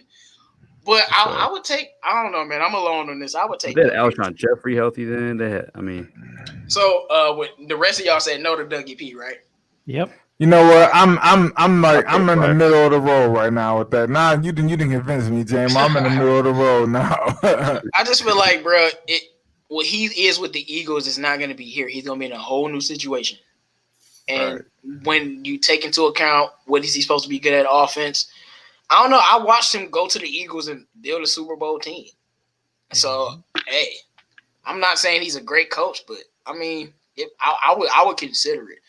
I mean, he won 8-8 with that terrible Eagles team last year, so it is what it is. And he beat the Patriots. Yes, he did. In the game that mattered too. Yeah. Make sure you guys drop your comments and your questions below because we about to wrap it up real soon. DSA and friends, do you trust our front office to get the Lions together? Nope. Ain't got one right now. They been fired. Look, I'm telling you, I trust them if they do it the right way. You draft a quarterback, sit him behind Stafford, and you build a team. But if y'all don't do that, I really don't have that much hope. Unless we go 0-16 again. Because I'm not joking. We're literally going to have to go 0-16 again to draft the next Stafford or Trevor Lawrence. Because that's the only way. I don't want to do that. My thing is, you don't necessarily need like a one quarterback to win a Super Bowl. Like we've seen Eli Manning's and Trent Dilfer's like went, you know what I'm saying, and like you just need a team. That's why I want to build the team. Now you coming around. That's why I want to build the team because we've already seen it. One man show ain't gonna work, or 2-man show with Calvin Johnson. You have to build a team. Can't be paying these dudes $30 million a year. Hey, Golladay, that's what he's saying. He's saying he ain't trying to pay you. Nah, I'm talking about man making $30 million a year. What do y'all think about the Metcalf comparison? It's a lot of quarterbacks get way more paid than him, though. Disrespectful. If Calvin Johnson had Stafford his first 2 years, then we would talk. But he had Dan Orlovsky and John Kitna and Culpepper. Like, come on, man. Metcalf is a monster, though. But just Julio Jones, he's Calvin Johnson's son. Sorry. Yeah. We had Darius Slay on the podcast, and we got to ask him this question. And I almost feel like Metcalf might have watched that clip, man. He was going at Darius last night. They even got a little scuffle. No, but they said that Jim Swartz was talking some smack to him or something like that. Like, you ain't good as Calvin. I took that as a chip on my. Bro, you lucky Calvin don't play today. Because, like, with all of these calls, my man Calvin Johnson would probably call all of the flag. People don't realize it took 3 dudes to cover this dude for most teams. Darius said his rookie year had Patrick Peterson and somebody else. That's Patrick Peterson at that time, like the best cornerback in the league, like no questions asked. Him and another cornerback doubled him at the line of scrimmage. You know what I'm saying? Like that's how cold Calvin was. I mean, because you gotta take nobody takes into account his route running, man. He was an excellent route runner. Calvin Johnson was a phenomenal. That's why he's so good. He had everything. Like Calvin Johnson would be like if D-Hop was 2 inches taller and 30 pounds bigger. Like that's how good he was, and like just a little bit faster. And like I feel like D-Hop is the closest to the full package. It was Julio, but that's consistency. But no, it's disrespectful to Calvin Johnson. We've only seen one man line up with Calvin and shut him down, and he only did it once, and that was Darrelle Revis, and you never saw that happen again. So, and that was when Darrelle Revis was literally Revis Island. We talking about a top 4 or 5 cornerback of all time. So that was the only guy that we ever saw line up with Calvin and not get murdered, you know? So disrespectful. When DK Metcalf is getting double coverage and still doing that, we can have a conversation. Peanut Tillman did his thing against Calvin every once in a while too, man. That was always a fun matchup. Are all QBs gone next year? Well, I want to draft a defensive player in the first round, QB second round or something. That's me. But all QBs are going next year draft. What position or player y'all want? We gonna start with you, Speak Easy, and then we're gonna do one more question and we be out. Rough, man. I don't pay a lot of attention to college football as of late, especially this year if the late. Let's say what position. So if you don't got a player, what position? I would like to keep the safest position. I like to keep building the offensive line. I watched the Titans, what they did for a while, and they got them a running back who could run between in those holes, and they're killing it, man. That's a game plan that you could take on the road with you. You know what I'm saying? That rushing game. Okay, hold on. What about you, Jim? I'm going defensive end or linebacker. OMG.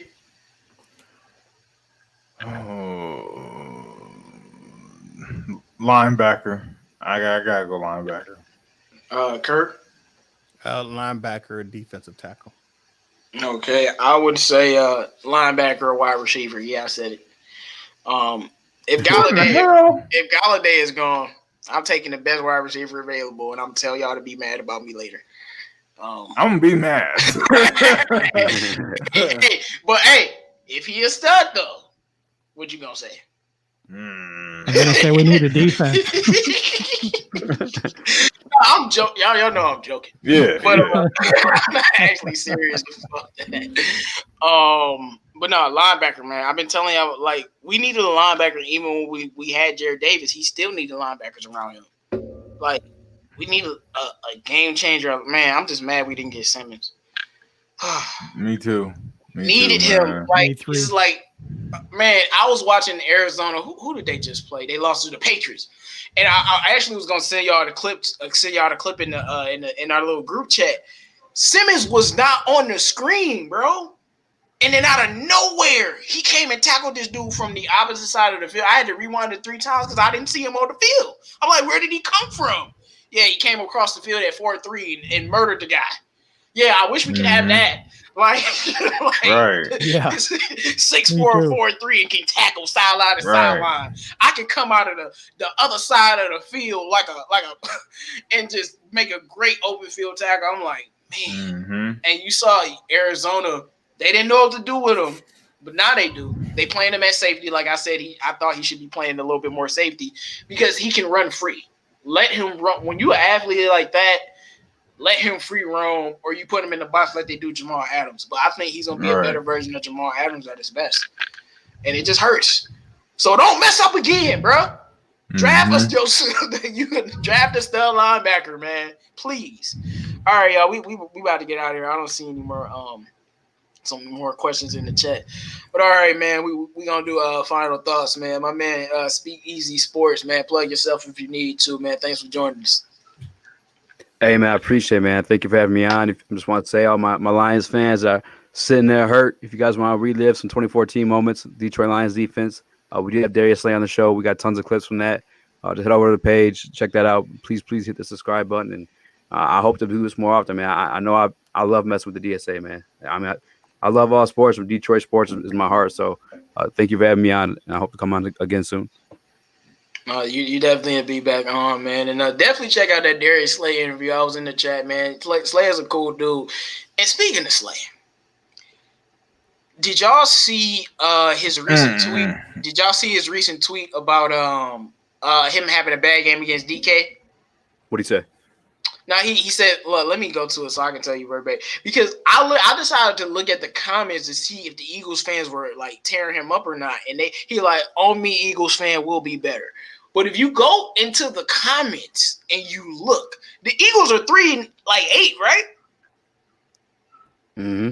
Something like so that. The Eagles are 3-8. Darius Slay, your best cornerback, just got lit up by DK Metcalf, and in the comments, it's nothing but "It's all good, Slay.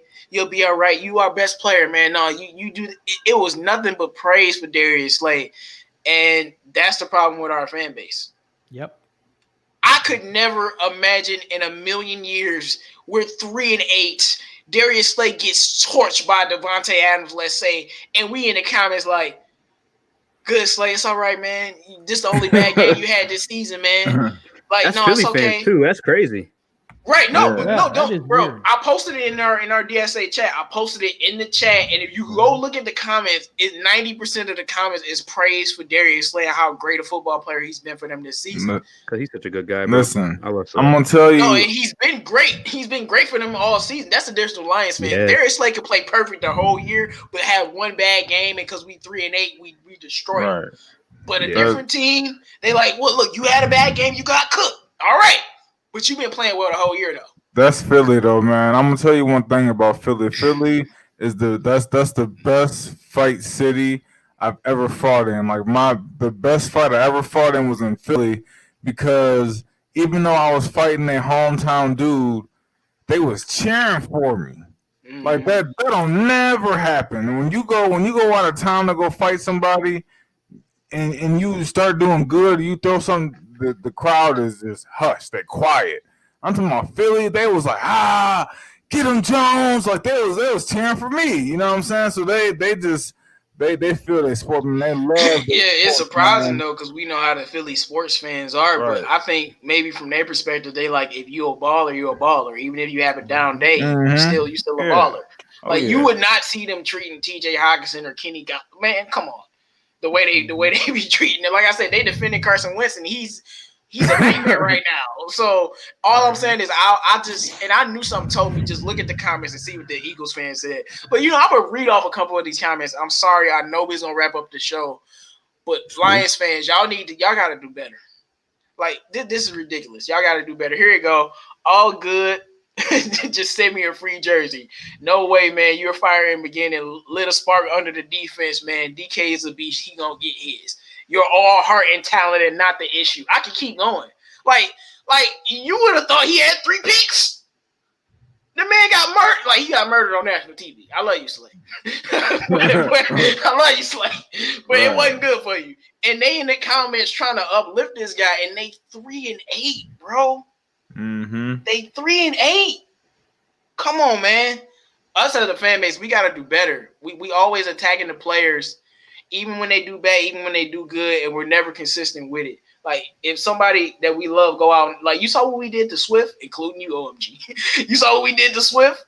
We eviscerated him. I didn't really, but we killed Swift for that. And I just feel like the Lions fans as a fan base got to do better. My fault, y'all, about that. I just had to go to that tangent because to me that it's alarming how they were still praising this man after that game. Yeah.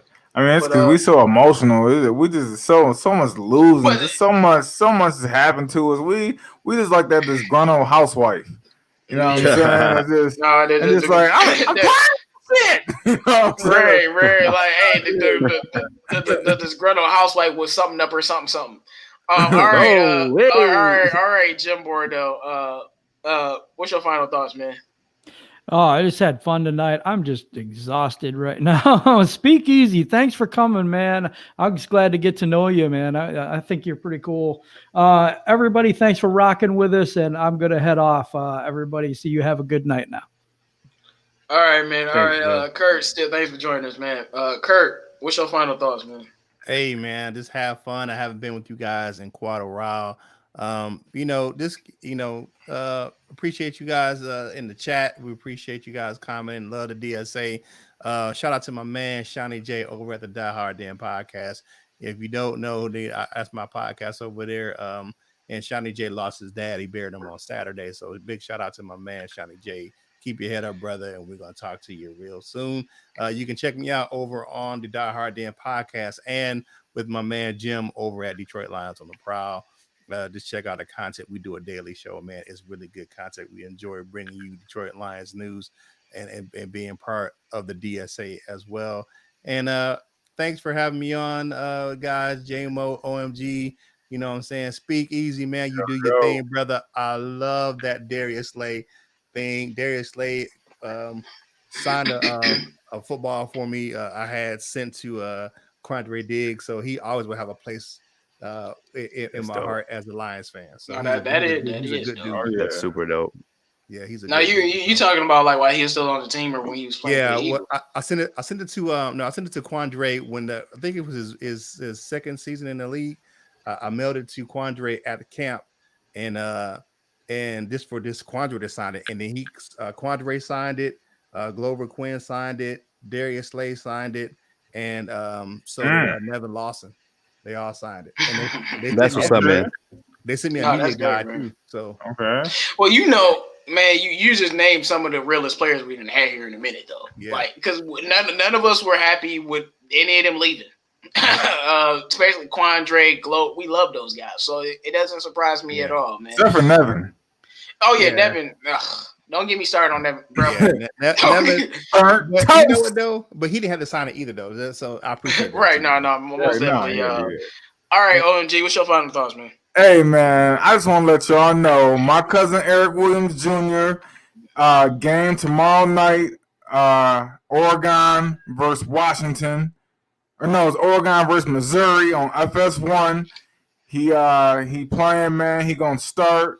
My cousin about to do his thing, man. He didn't shot up from 6'4", 180 when he graduated high school. This man is 6'7", 210 right now. Okay, Damn. so He had a growth spurt. he is not playing right now, man. So go check my little cousin Eric Williams Jr. out, man. Yeah, man, he about to light it up, man. And then check out Omg's Lions Talk. I know I ain't put out no new content in a little bit, man. I've been kind of putting my nose to the pavement at work, man, just grinding. But I'm about to get back with y'all, man. Omg's Lions Talk. No doubt. Shout out to all the Lions fans. Like, y'all know we gonna have some disagreements whenever Stafford come up.